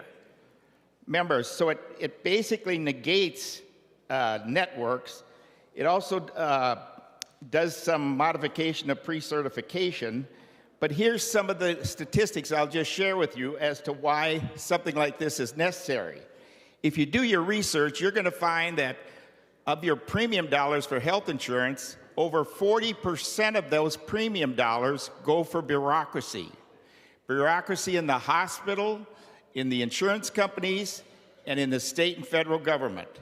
So some estimates put it at over 50%. So you're paying premium not for a doctor-patient relationship, you're paying premium to be micromanaged by a huge bureaucracy, and the networks are shrinking, and the choices for health care are getting smaller. In addition to that, a lot of bureaucracies decline health care. I've had an insurance agent in my office desperately needed knee insurance. He had to appeal 4 to 5 times to his insurance company before they finally approved knee surgery. And all they did was request more and more information. And we've seen some of the other problems that have come out of this nationally. So this is an attempt to get rid of that bureaucracy and instead empower the patient to make the choices. My best estimate, and I've sold health insurance since 1978, and by the way, in 1978, there was no pre-certification, and there was no networks. Think about that. And by the way, I started out selling a $100 deductible. It paid your doctor and your hospital and your prescriptions, and the premium was $75 for a family. Senator Gruenhagen just reminding you that we're on your amendment, and I just want to make sure that we focus on the amendment. Senator Gruenhagen. Yeah, this is the amendment, why it's necessary, okay? Second thing I would say is that the Star Tribune had an article just to show what's currently happening in healthcare, and they did a survey with doctors in the state of Minnesota, and it showed that over 50% of the doctors in the state of Minnesota were burnt out by being over micromanaged by a bureaucracy. Second thing, I was invited to a Zoom meeting by one of the lead lobbyists for hospitals last year. And members, here's what was shared by the 6 hospital CEOs, 2 from the metro, 4 from outstate. They all said the same thing. On their medical assistance and Minnesota Care, they get about $1 reimbursement for every $2 of expenses. So they lose money, okay? $1 reimbursement under medical assistance and Minnesota Care for every $2 of expenses. For every $2 of expenses, they get about $1.50 from Medicare. So they still lose money, but not as much. On private insurance, on average, for every $2 of expenses, they get $2.50 reimbursement. So they actually make money. The problem is, members, and why this amendment is necessary, is that we're seeing more and more government health insurance and less private insurance. You are sending our excellent healthcare system on a road to disaster of rationing, and ultimately, I think we'll see a 2-tier healthcare system, one for the rich and privileged and a second-rate one for the rest of us. So, members, rather than bureaucrats micromanaging what health care you get and if and when and how much, this plan would give you the freedom to choose. I was hoping to have this amendment critiqued and up to date. It still needs some additional work, which I plan to work on over the interim. I would like to have a bipartisan group of legislators work on this, especially those associated with health care, so we can come up with a plan that reduces premiums, reduces deductibles, increases access and choice, and gives hospitals and doctors reimbursement at a rate that they could actually make a small profit to keep themselves in business. Again, members, we're going down a road of government health care, eventually single payer, which is going to seriously cripple and hurt our health care system. And it's going to affect your children, grandchildren, and all of us if we keep going down this. Members, as I said, this needs work. I'm hoping to have a committee to work on this after session. So with that, Mr. President, I'll withdraw the A39. Senator Gruenhagen withdraws the A39 amendment. Senator Gruenhagen, to your next amendment. Oh, thank you, Mr. President. Yeah, I would like to offer the A46. Senator Gruenhagen offers the A46 amendment. The Secretary will report the A46 amendment. Senator Gruenhagen moves to amend Senate File Number 2216 as follows. Page 5, line 26, delete $37,150,000. This is the A46 amendment. Senator Gruenhagen, to your A46 amendment. Oh, thank you, Mr. President. What this amendment has to do is with long-term care insurance qualified plans. Members, right now you can purchase a qualified long-term care plan to address your nursing home and assisted living and home health care needs in the state of Minnesota. Right now, for every dollar the long-term care premium or policy pays, when you get into one of those situations, you get to protect $1 of your assets. So it's a 1-to-1 ratio. What this amendment would do is it would increase the 1-to-1 ratio to 1 to 2 to 1. In other words, for every dollar the long-term care policy paid out, you'd be able to protect $2 of assets. Members, I'm sure, in my insurance agency, I'm sure you're all familiar with people who've lost all things or almost all things. You know, in my mom's case, she had 6 dependencies while she was in the nursing home, and the cost was $12,500 a month. Well, it didn't take too long, and she was zeroed out on medical assistance. So I'm not saying you don't. We need a safety net, but we certainly need, with the demographic changes coming on the state of Minnesota, which we're all familiar with, if we don't incentivize people to start taking out and providing for their own long-term care, assisted living, and nursing and home health care needs, members, this is simply going to skyrocket in terms of cost. We don't have enough young people behind us, and we definitely need to address this. So, Senator Klein,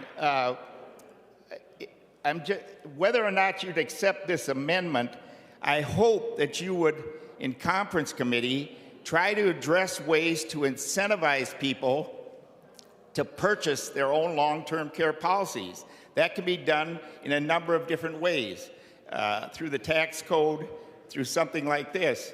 But we definitely have, I've offered long-term care since the 90s, and not many people other than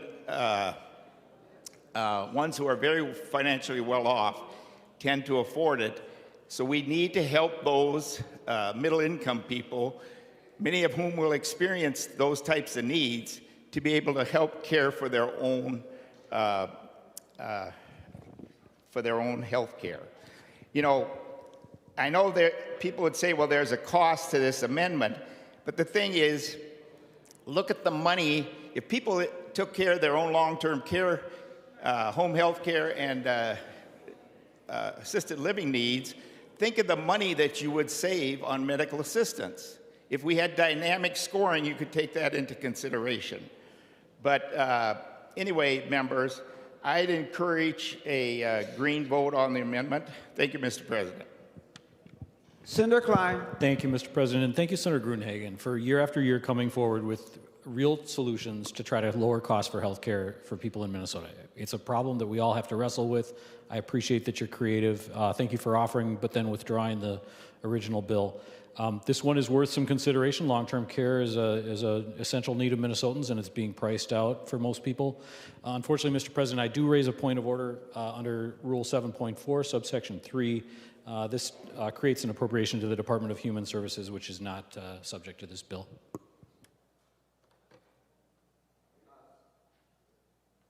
Senator Gruenhagen, I'm ready to rule on the point of order. I'm sorry? I'd just like to give a short advice. No advice is needed on this one. Thank you so much. Okay. The point of order is well taken. Senator Coleman. Thank you, Mr. President. I would like to offer the A56, please. Senator Coleman offers the A56 amendment. The Secretary will report the A56. Senator Coleman moves to amend Senate File Number 2216 as follows. Page 90 after line 26, insert. This is the A56 amendment. Senator Coleman to your A56 amendment. Thank you, Mr. President.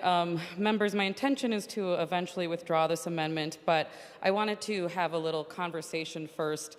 Back in August, reports and studies came out that showed that menstrual products that women use month after month for decades of their lives, contained unsafe levels of lead, arsenic, and a whole list of chemicals, nothing that any woman in Minnesota wants near or around their bodies, not to mention it gets into our water stream and our groundwater from there. And so I appreciate greatly the work with Clean Water Action and Ivana Stark, as well as Senators Housley, Mayquade, Seeberger, Umer Verbaeten, as well as getting a clone jacket for Senator Mohammed, who supports this greatly, and Senator Klein for all of his work helping with this. What this amendment essentially does is say that if there is these levels of these toxic chemicals and metals in menstrual products, you cannot sell them in the state of Minnesota. And I've been working with a lovely coalition of female legislators around the country and other states to address this as well.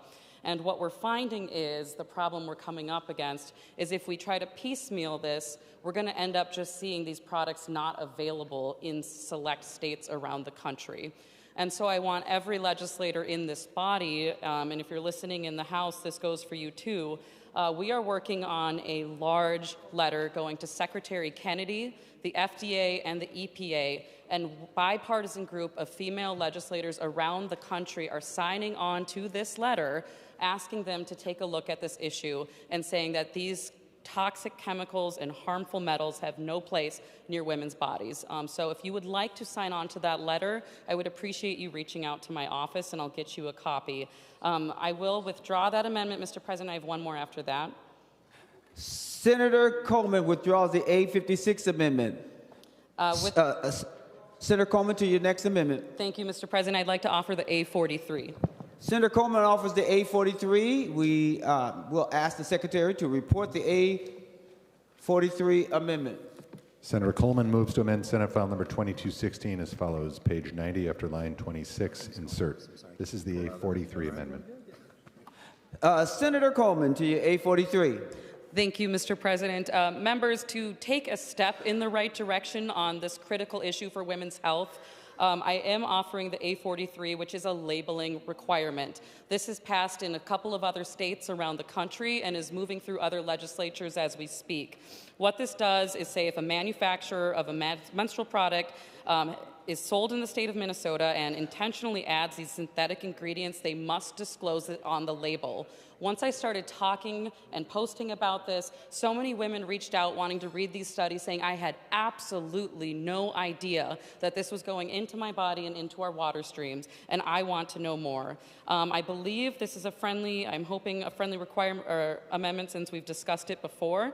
I've also talked to some of the major manufacturers that know that this is coming, as it's been coming down the pipeline in other states as well. So I'd request a roll call, greatly appreciate a green vote, members, and we'll stand for questions. Roll call requested, roll call granted. Senator Klein. Members, Mr. President and Senator Coleman, this is a friendly amendment. I appreciate the work on trying to get toxic substances out of menstrual products, and this seems like a good way to go about it. I'm going to raise the flag that there's an enforcement section in here, and we may find out in conference if that carries a cost with it. We will see, but it's a great idea, and we have to start somewhere, so please vote in favor. Do you still want the roll call? Okay, roll call is requested, roll call granted. The Secretary will take the roll on the A43 amendment.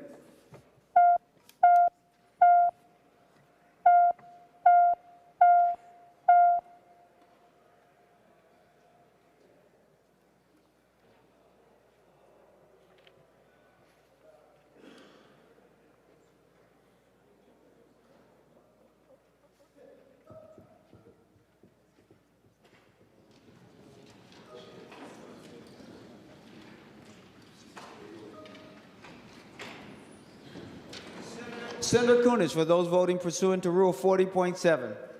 Mr. President, Senator Port votes aye. Senator Port votes aye. Senator Dibble votes aye. Senator Dibble votes aye. Senator Marty votes aye. Senator Marty votes aye. Senator Huschild votes aye. Senator Hochschild votes aye. And Senator Murphy votes aye. And Senator Murphy votes aye.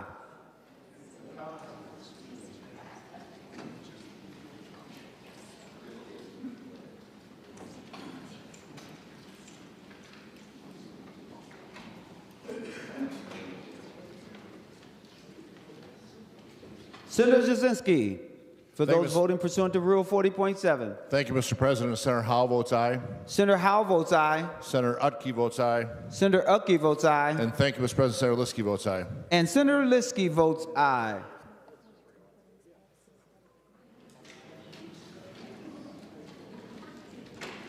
All senators having voted who desires to vote, the secretary will close the roll. There being 62 ayes and 0 nays, the amendment is adopted. Senator Duckworth. Thank you, Mr. President. I'd like to offer the A76, please. Senator Duckworth offers the A76 amendment, and the secretary will report the A76 amendment. Senator Duckworth moves to amend Senate File number 2216 as follows. Page 20 after line 16, insert. This is the A76 amendment. Senator Duckworth, to your A76 amendment. Thank you, Mr. President. I appreciate it, and my thanks to Senator Klein for allowing me to correspond with him about this one before today and get his consideration of it. This kind of stems from the conversations we had yesterday about housing affordability, and what this provision would do if added to the bill, it relates to the real estate industry, service industry. It would lower barriers to entry, allow for more opportunity for folks, allow for more efficiencies, and ultimately drive down fees for consumers. So as we're talking about ways in which we can hopefully try to make housing more affordable and the costs associated with the process of buying a home, this is something that has the potential to do some good. Thank you. Senator Klein, to the A76 amendment. Thank you, Mr. Chair, or Mr. President, and Senator Duckworth. This is a friendly amendment. Please vote green.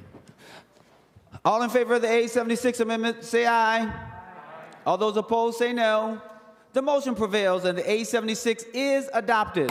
Senator Duckworth, do you have any other amendments? All right, I am now moving to Senator Grudenhagen for your last amendment. Oh, thank you, Mr. President.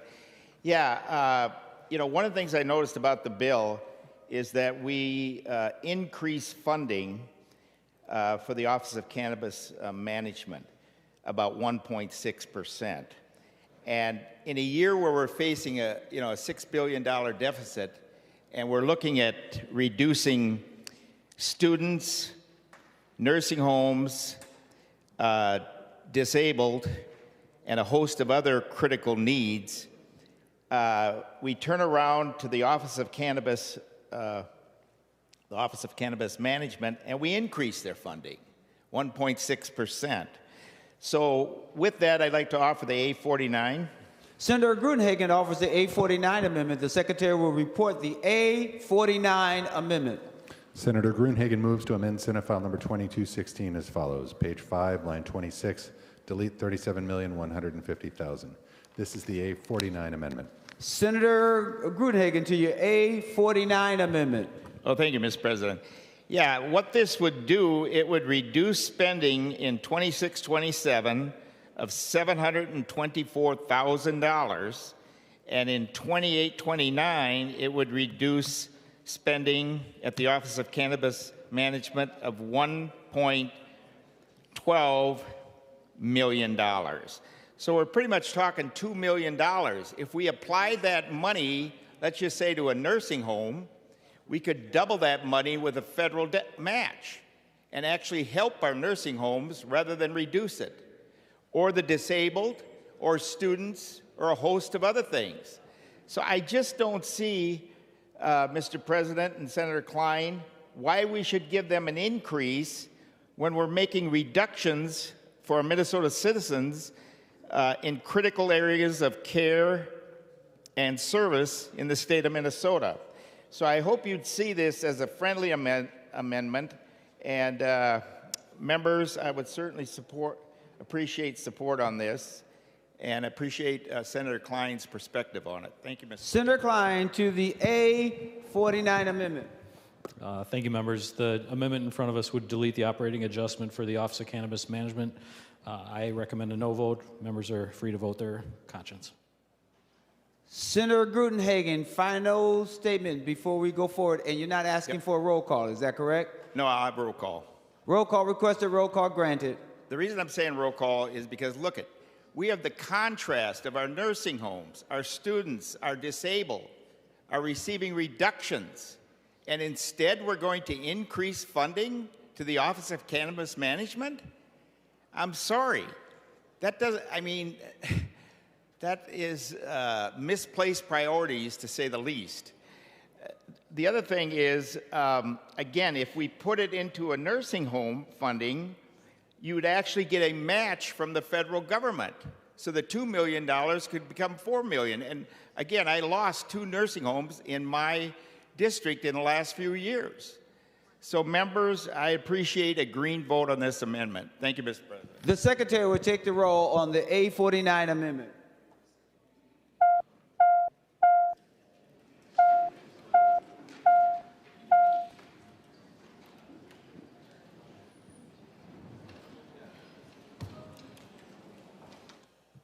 Senator Kunich, for those voting pursuant to Rule 40.7.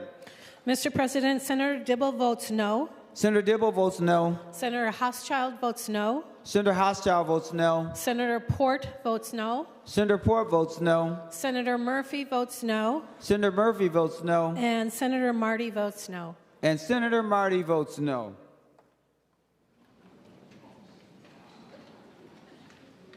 Senator Jasinski. Thank you, Mr. President. Senator Howell votes aye. Senator Howell votes aye. Senator Utke votes aye. Senator Utke votes aye. And thank you, Mr. President. Senator Liskey votes aye. And Senator Liskey votes aye. All senators having voted who desires to vote, the Secretary will close the roll. There have been 30 ayes and 34 noes. The A49 amendment is not adopted. Senator Kroon. Thank you, Mr. President. In this job, there is a lot of misconceptions by the public in what they think we're doing here and what we're actually doing here. And one of the prime examples that I see in this is the legalization of marijuana. What the public thinks we did was we were down here debating and voting on whether or not we should make marijuana legal. But what we're actually doing is many things in addition to that. And one of the things we did was create an unworkable new bureaucracy and licensing system. And we've established the Office of Cannabis Management, which has been nothing short of a train wreck. We also have appropriated millions of taxpayer dollars in social equity grants. And every time I bring this up to one of my constituents, they have no idea that this was going on. They thought we were just sitting down here voting on whether or not weed should be legal. And I always explain all the other issues surrounding it, and they're flabbergasted. And so I keep bringing this up, and with that, Mr. President, I'll offer the A48. Senator Kroon offers the A48 amendment. The Secretary will report the A48 amendment.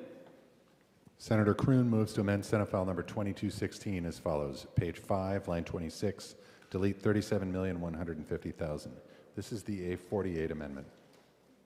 Senator Kroon, to your A48 amendment. Thank you, Mr. President. This amendment would cancel the Can Renew grants and cancel that money back to the general fund.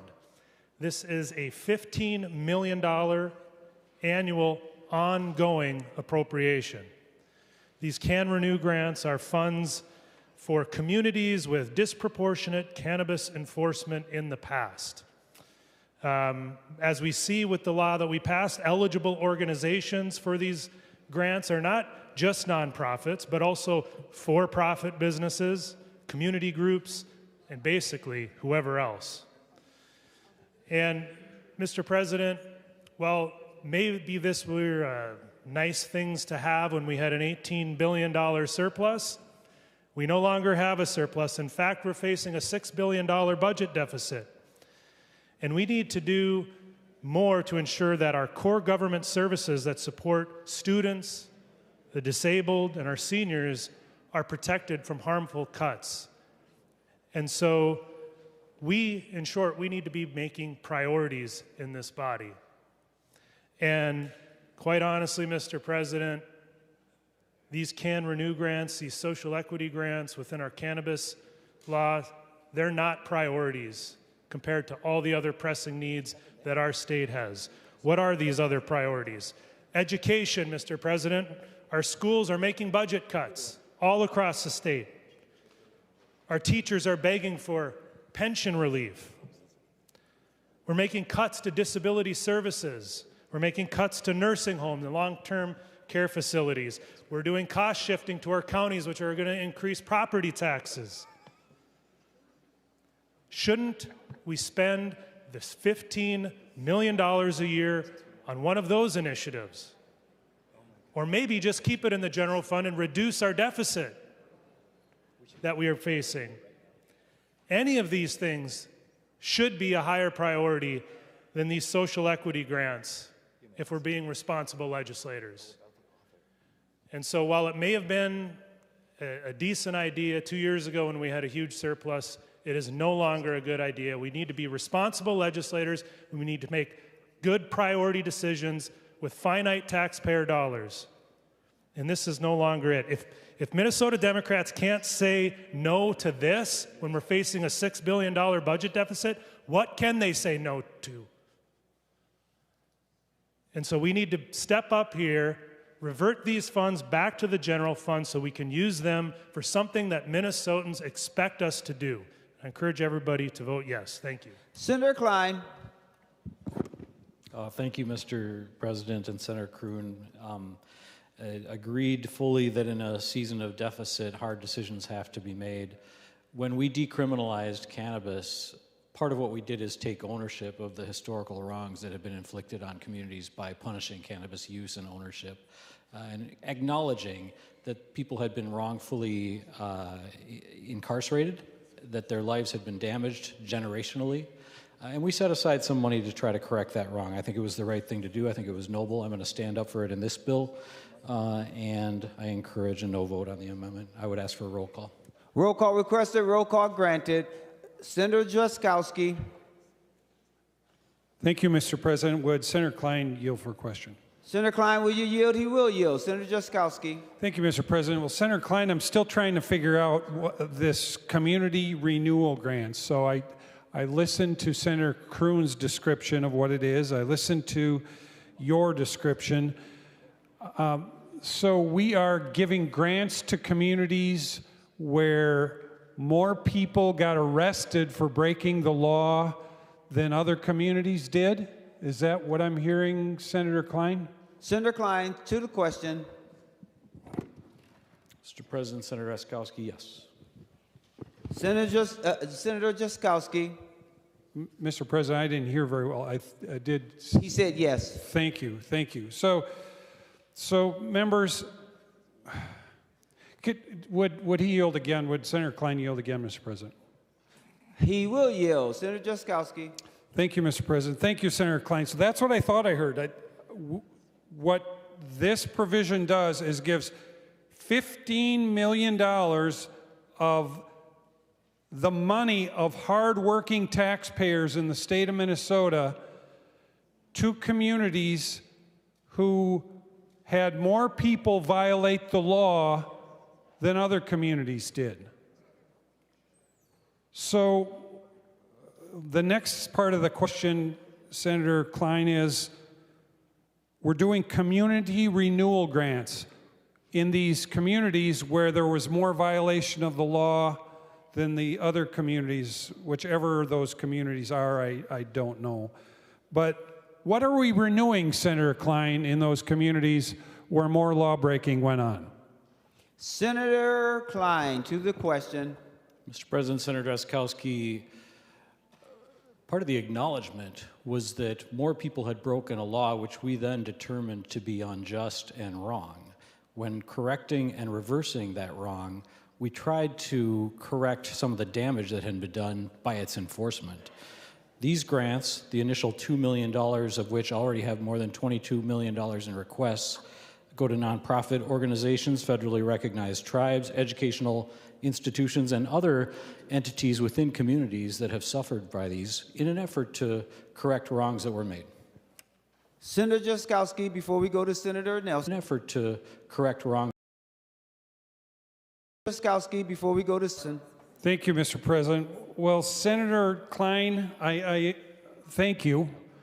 I am still not understanding. So we changed the policy, so we are having regrets of what the policy was before, and is there some sort of guilt here about what the policy was before?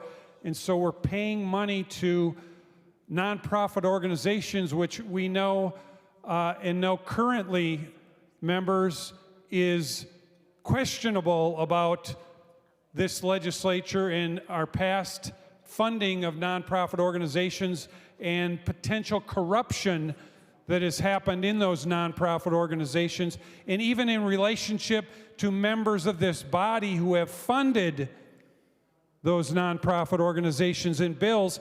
And we've got it here yet in another bill to give out $15 million to nonprofit organizations. I'm guessing with very little accountability, Mr. President, because that's what happens when we give it away to nonprofit organizations with not very much accountability built in.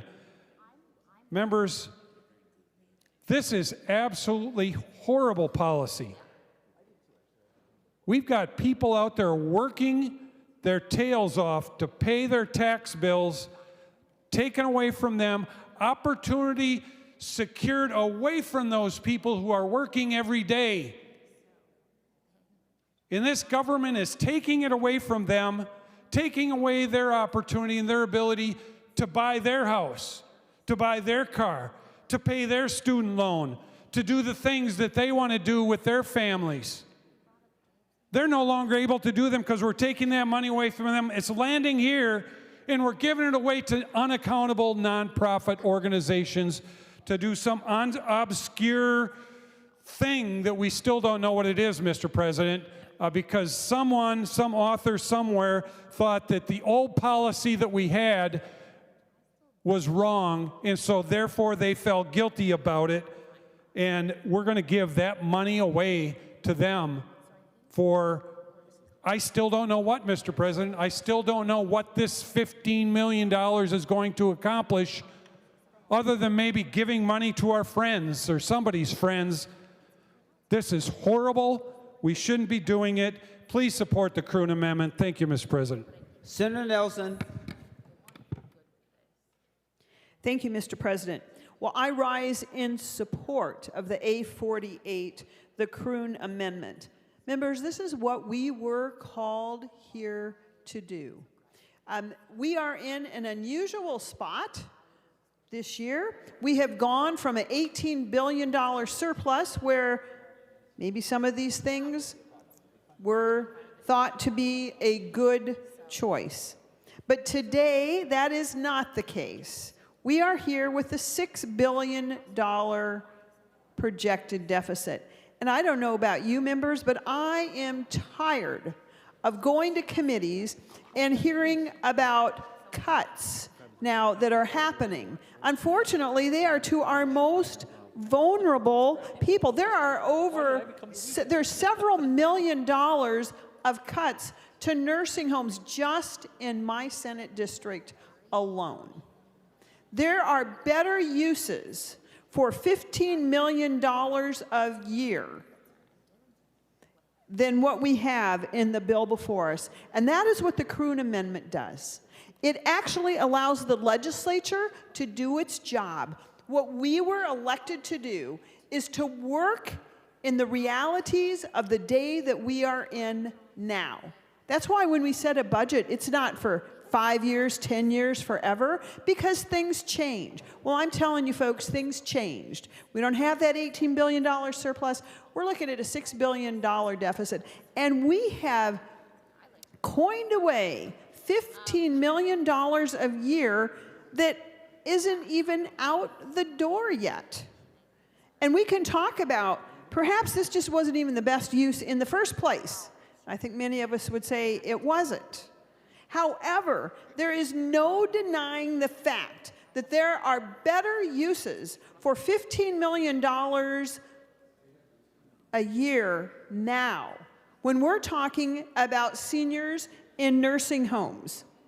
Or we are talking about hundreds of millions of dollars of literally property tax increases because of the pending deficit. We are shifting responsibilities that the state pays for onto our local cities and counties. And so, Mr. President, I make the point that there are better uses for the funding than what is in Senator Klein's bill right now. We should be reallocating this $15 million a year to the needs of today. Those are particularly our elderly, and I must not forget to mention the disabled. We are cutting government services to the disabled. I encourage a yes vote on the Kroon Amendment A48 so we can rightly prioritize today's budget for the needs in front of us. Thank you. Senator McQuaid. Thank you, Mr. President, and I would urge members to vote no against the Kroon Amendment. I want to remind folks where the war on drugs started. I'm going to read you the direct words from the Nixon administration domestic affairs advisor. You want to know what the war on drugs was really about? The Nixon campaign and the Nixon White House had two enemies, the anti-war left and black people. So we knew we couldn't make it illegal to be black or against the war, but if we could get the public to associate them with marijuana and then criminalize them heavily, we could disrupt their communities. We could arrest their leaders, raid their homes, break up their meetings, and vilify them night after night after night on the evening news. Did I know we were lying about the drugs? Of course we did. That is how we got here. It is why we decriminalized marijuana, because an entire administration decided to vilify black people. Because they couldn't make it illegal to be black, they associated them with marijuana and then criminalized them to raid their homes, arrest their leaders, break up their meetings, and vilify them night after night on the news, which clearly is still happening on this floor today. These Can Renew grants go into restoring the communities that were decimated by the raids and the arrests and the breakups and the vilification. Because when you take a group of people out of their community, you arrest them, you place them in prison, spend a lot of government money to vilify them, keep them imprisoned, you break up their homes, you take away their ability to earn a living, get housing, go to school, raise their kids. That lasts generationally. So I don't know if folks forgot, because I read this last year and the year before that. But remember that that is why they criminalized marijuana in the first place, because they couldn't make it illegal to be black, though they damn sure tried in this country. That is what these grants are for. They are good, and they should continue to go to what we appropriated them for. Senator Abler. Thank you, Mr. President. Timing is everything. I could not disagree more with the comments of my good colleague, but I'm not going to go there. Mr. President, this is not about anything to do with discrimination or anything. My comments are not. My comments are trying to protect the people that we say we just wanted to talk about. In fact, the very population that was just mentioned in the governor's bill, when it comes to serving those individuals, providing hospital funding for North Memorial, which serves propensity people who need that. Do you realize, Mr. President, I'm sure you do, that the black population is overrepresented 3 times to 1 in the medical assistance population, and tribes are 4 to 1.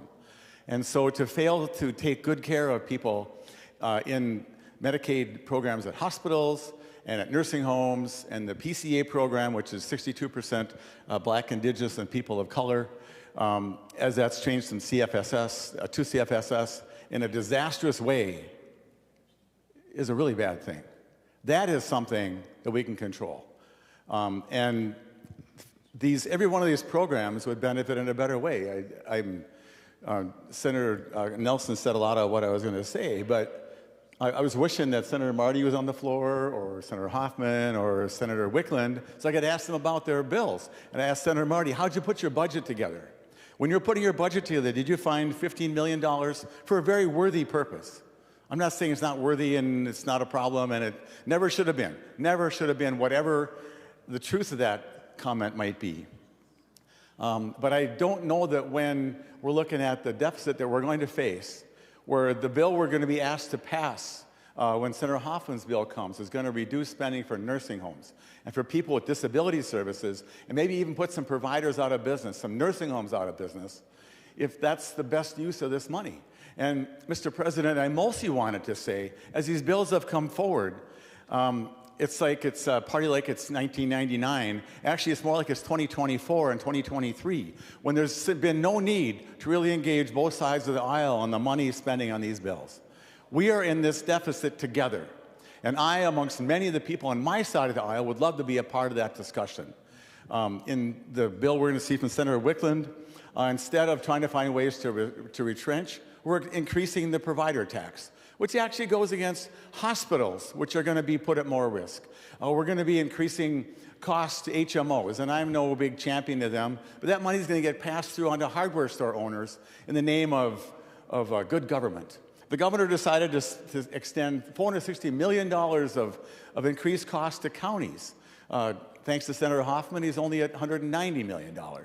But with this $15 million, is this the best thing we would use? If we sat down and thought, that's my point here, and I wish Senator Marty was here so he'd tell me how he put his budget together, Mr. President. I didn't have the speech on the housing bill. It was $3 million. That's kind of pocket change. But now here we are with a very small budget here. We haven't handled reinsurance. We haven't handled some of the issues for more very low-income Minnesotans to make sure they can be covered. So I predict it's going to stay in the bill, Mr. President. But as this bill goes forward, I hope the level heads prevail. And we can actually, at some point, actually work together like the 67 members of the Senate when we get back to full strength and be a relevant part of the discussion. Because bills like the ones we're going to be passing that spend money that the House is never going to wind up taking, take us out of the game, Mr. President. I'd rather be in the game with all the wisdom here. Thank you. Senator Verbaden, before we go to the last word from the author. Thank you, Mr. President. I just wanted to speak about the importance of defeating this amendment. The CAN Renew grants are very important, and they focus on our community needs, economic development, determinants of public health, violence prevention, youth development, civil legal aid. I also want to remind folks that the social equity applicant criteria includes a number of things like qualifying poverty rates, median family income, SNAP rates, the social vulnerability index, veteran status. But the bill that we passed in 2023 was always about making sure the folks who were harmed the most by cannabis prohibition benefit the most from this legislation. That is the right thing to do. There are people who lost out on a number of opportunities, whether it was education or housing, economic opportunities, and we centered equity in this bill. That was important. That was the right thing to do, and we need to protect it today. Thank you. We're going to the bill author, and then we're going to vote because a roll call was requested and a roll call was granted. Senator Kroon. Thank you, Mr. President. Just to correct the record on eligible organizations under this CAN renewal grants, it's not just nonprofits that this money can go to, although there have been plenty of accountability issues with nonprofits. But it's not just nonprofits, it's not just educational institutions or local governments. It's private for-profit businesses are eligible for these grants.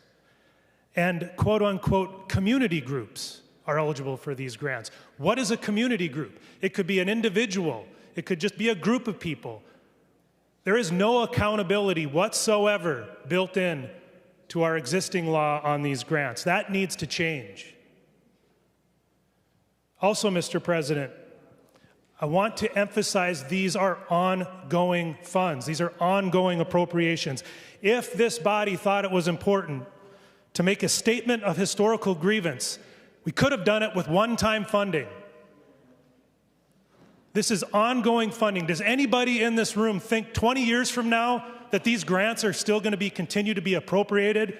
Most of us won't be here, and I guarantee you these will not be At some point, this body's going to get rid of him. What better time than right now when we're facing a $6 billion budget deficit to do the right thing and prioritize these to better uses for our funds? The easiest thing in this job is to say yes to everything in the world. Tell everybody that comes to you, yes, I support this, yes, I support that. That's easy. Making priorities is hard.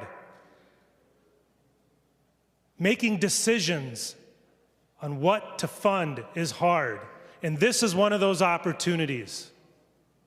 If we can't, as a body, say, okay, enough with the ongoing appropriations for these social equity grants because we got our schools to take care of.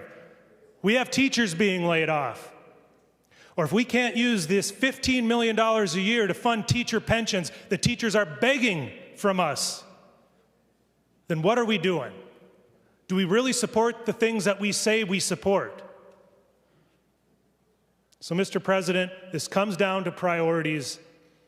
And if we're going to be responsible legislators in this body, we should vote yes on this amendment. Thank you.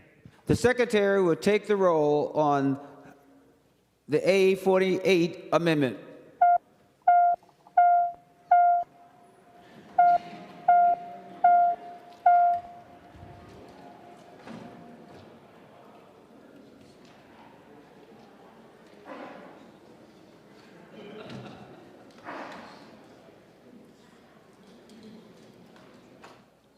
Senator Kunesh, are you ready? For those who are voting pursuant to Rule 40.7? I am. Senator Dibble votes no. Senator Dibble votes no. Senator Port votes no. Senator Port votes no. Senator Hochschild votes no. Senator Hochschild votes no. Senator Murphy votes no. Senator Murphy votes no. And Senator Marty votes no. And Senator Marty votes no. And Senator Kunesh? I'm sorry. That's it. Nothing. I'm sorry. Senator Jasinski. Thank you, Mr. President. Senator Howe votes aye. Senator Howe votes aye. Senator Utke votes aye. Senator Utke votes aye. Senator Liskey votes aye. Senator Liskey votes aye.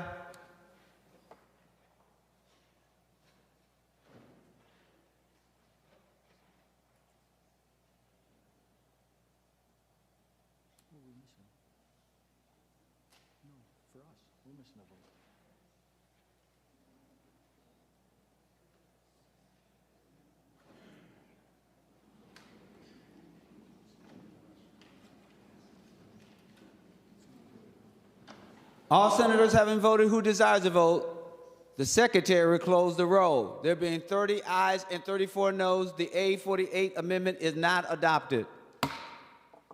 Third reading. Senate File Number 2216, Senate File Number 2216, a bill for an act relating to commerce, establishing a budget for the Department of Commerce, adding, modifying, and eliminating various provisions governing insurance, financial institutions, commercial regulations, and consumer protection and telecommunications. Third reading. Any other discussion before we take the roll? Senator Dames. Well, thank you, Mr. President and members, and I want to thank Senator Klein for bringing this bill forward. I know that there's a lot of challenges coming forth in the Commerce Committee this year, but Senator Klein, you did a good job of moving things forward. We do appreciate that. As in all bills, there's some really good parts of the bill. There's some parts of the bill that aren't so good, but at the end of the day, it's the bill that we have, and I will be voting against the bill, but there are some really good parts in it. So thank you for putting this bill together, Senator Klein. Any other discussion before we vote? Seeing none, the Secretary will take the roll.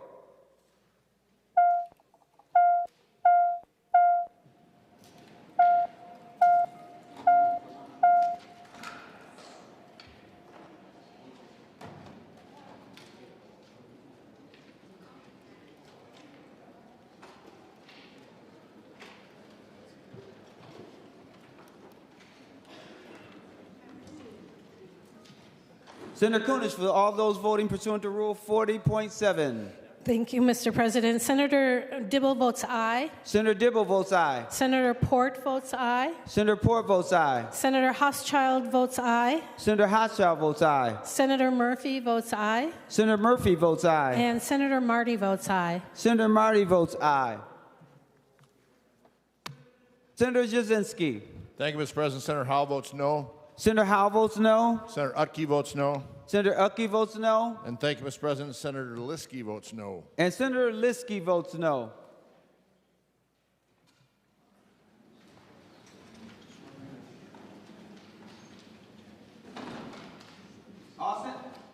All senators having voted who desires to vote, the secretary will close the roll. There being 34 ayes and 28 nays, the bill is passed and its title agreed to.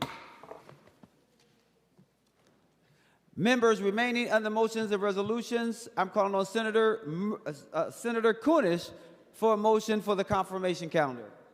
Thank you, Mr. President. Mr. President, I move to take up the confirmation calendar. To that motion, hold it, just so I make sure that I'm right. To that motion, all in favor say aye. Aye. All those opposed say no. The motion prevails. Members, if you give us a moment, and if I can remind you to stay on the floor, especially when there are things coming up that you are responsible for moving forward. So will you give us one moment, please?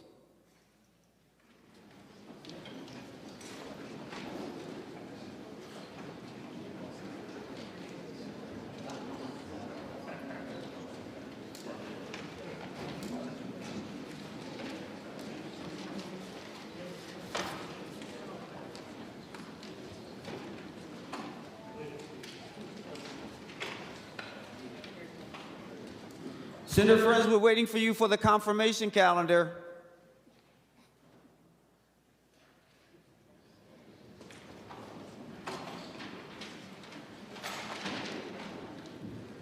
Mr. President, I apologize. Members, I move that the report from the Committee on Energy, Utilities, Environment, and Climate, reported March 3rd, 2025, pertaining to appointments be taken from the table. Any discussion? All in favor say aye. All those opposed say no. The motion prevails. Senator French for a motion. Thank you, Mr. President. Members, I move that the foregoing report be now adopted. To that motion, all in favor say aye. All those opposed say no. The motion prevails. Senator French for another motion in accordance with the rules. Thank you, Mr. President. Members, I move that in accordance with the report from the Committee on Energy, Utilities, Environment, and Climate, reported March 3rd, 2025, the Senate, having given its advice, do now consent and confirm the appointments of Hwikwon and Audrey Partridge. Please explain the motion and the confirmation. Thank you very much. Members, glad to report that the Senate Energy Committee made 2 unanimous recommendations for 2 outstanding candidates for the Public Utilities Commission. The first candidate, Hwikwon Ham, is a commissioner that was appointed by Governor Walz and brings the technical expertise that the PUC needs. This is someone who many members have met with before and also presented to the committee, answered questions, and made an outstanding impression. After Commissioner Ham made those presentations, each member of the committee, each Democrat or Republican, voted to recommend to the full body confirmation for appointment to the Public Utilities Commission. Mr. President, I don't know if you want the 2 commissioners separately or together. We're going to do them together, is my understanding. So Okay. if you can speak to both of them. Thank you. Sure, thank you. Members, the other candidate is Audrey Partridge. Ms. Partridge was nominated by Governor Walz, appeared also before the committee, made an outstanding presentation. Among her credentials is an understanding of labor, of energy transmission, of clean energy policy. After she answered questions from the Energy Committee members, both Democrat and Republican, the committee chose to unanimously recommend to all of you that she be recommended to be confirmed. With that, Mr. President, and with the blessing of many other supporters of both candidates, I ask the body to confirm those 2 appointments. Thank you, Mr. President. Any questions on any of the confirmations? Any questions? Senator Klein. Thank you, Mr. President. Senator French, I rise in support of the confirmation of Commissioner Audrey Partridge. I want to tell the body that Commissioner Partridge has years of real-world practical experience working through critical energy issues, including the transmission development with the CapEx 2020 transmission project, advancing energy conservation policy and programs with CenterPoint Energy's regulatory department, and most recently leading clean energy and conservation policy for the Minnesota Nonprofit Center for Energy and Environment. In all these roles, she has demonstrated an ability to work with diverse interests and perspectives and has the deep policy knowledge on the issues that matter most to ensuring a reliable and affordable grid while implementing Minnesota's carbon-free laws. I urge a green vote on Commissioner Audrey Partridge.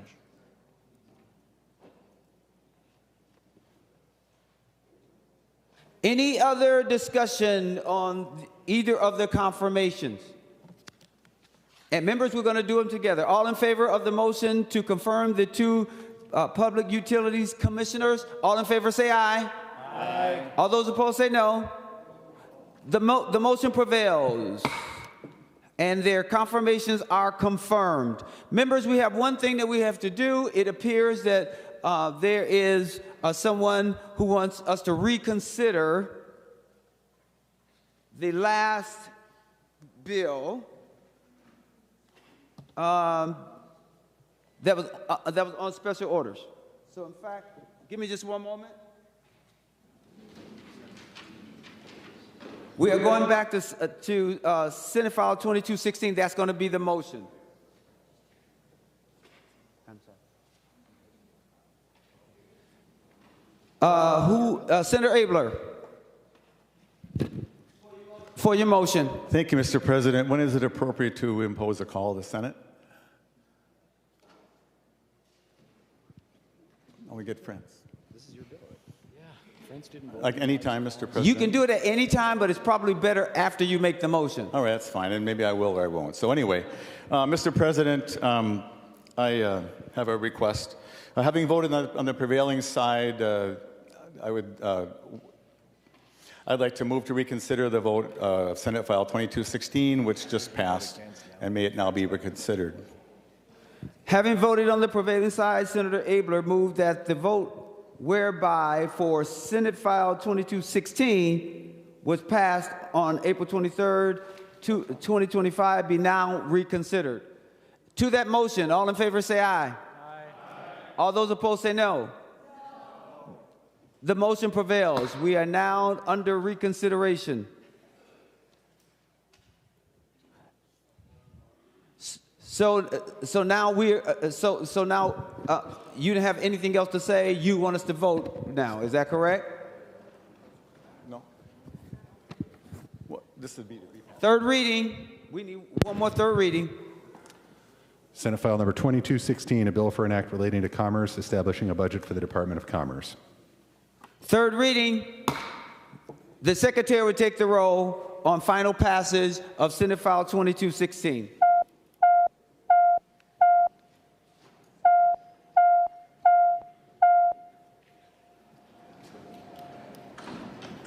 Senator Kunis, for those voting pursuant to Rule 40.7. Thank you, Mr. President. Senator Marty votes aye. Senator Marty votes aye. Senator Murphy votes aye. Senator Murphy votes aye. Senator Port votes aye. Senator Port votes aye. Senator Housechild votes aye. Senator Housechild votes aye. And Senator Dibble votes aye. Senator Dibble votes aye. Senator Jasinski. Thank you, Mr. President. Senator Howe votes no. Senator Howe votes no. Senator Utke votes no. Senator Utke votes no. Thank you, Mr. President. Senator Liskey votes no. And Senator Liskey votes no. All senators having voted who desires to vote, the Secretary will close the roll. There being 35 ayes and 29 noes, the bill is passed and its title agreed to. Now, Senator Kunis for a motion for recess. Mr. President, I move to recess to the call of the President. Members, you should return to the chamber by 6:30 p.m. this evening to walk over to the House chamber for the State of the State address. To that motion, all in favor say aye. All those opposed say no. The Senate is now in recess.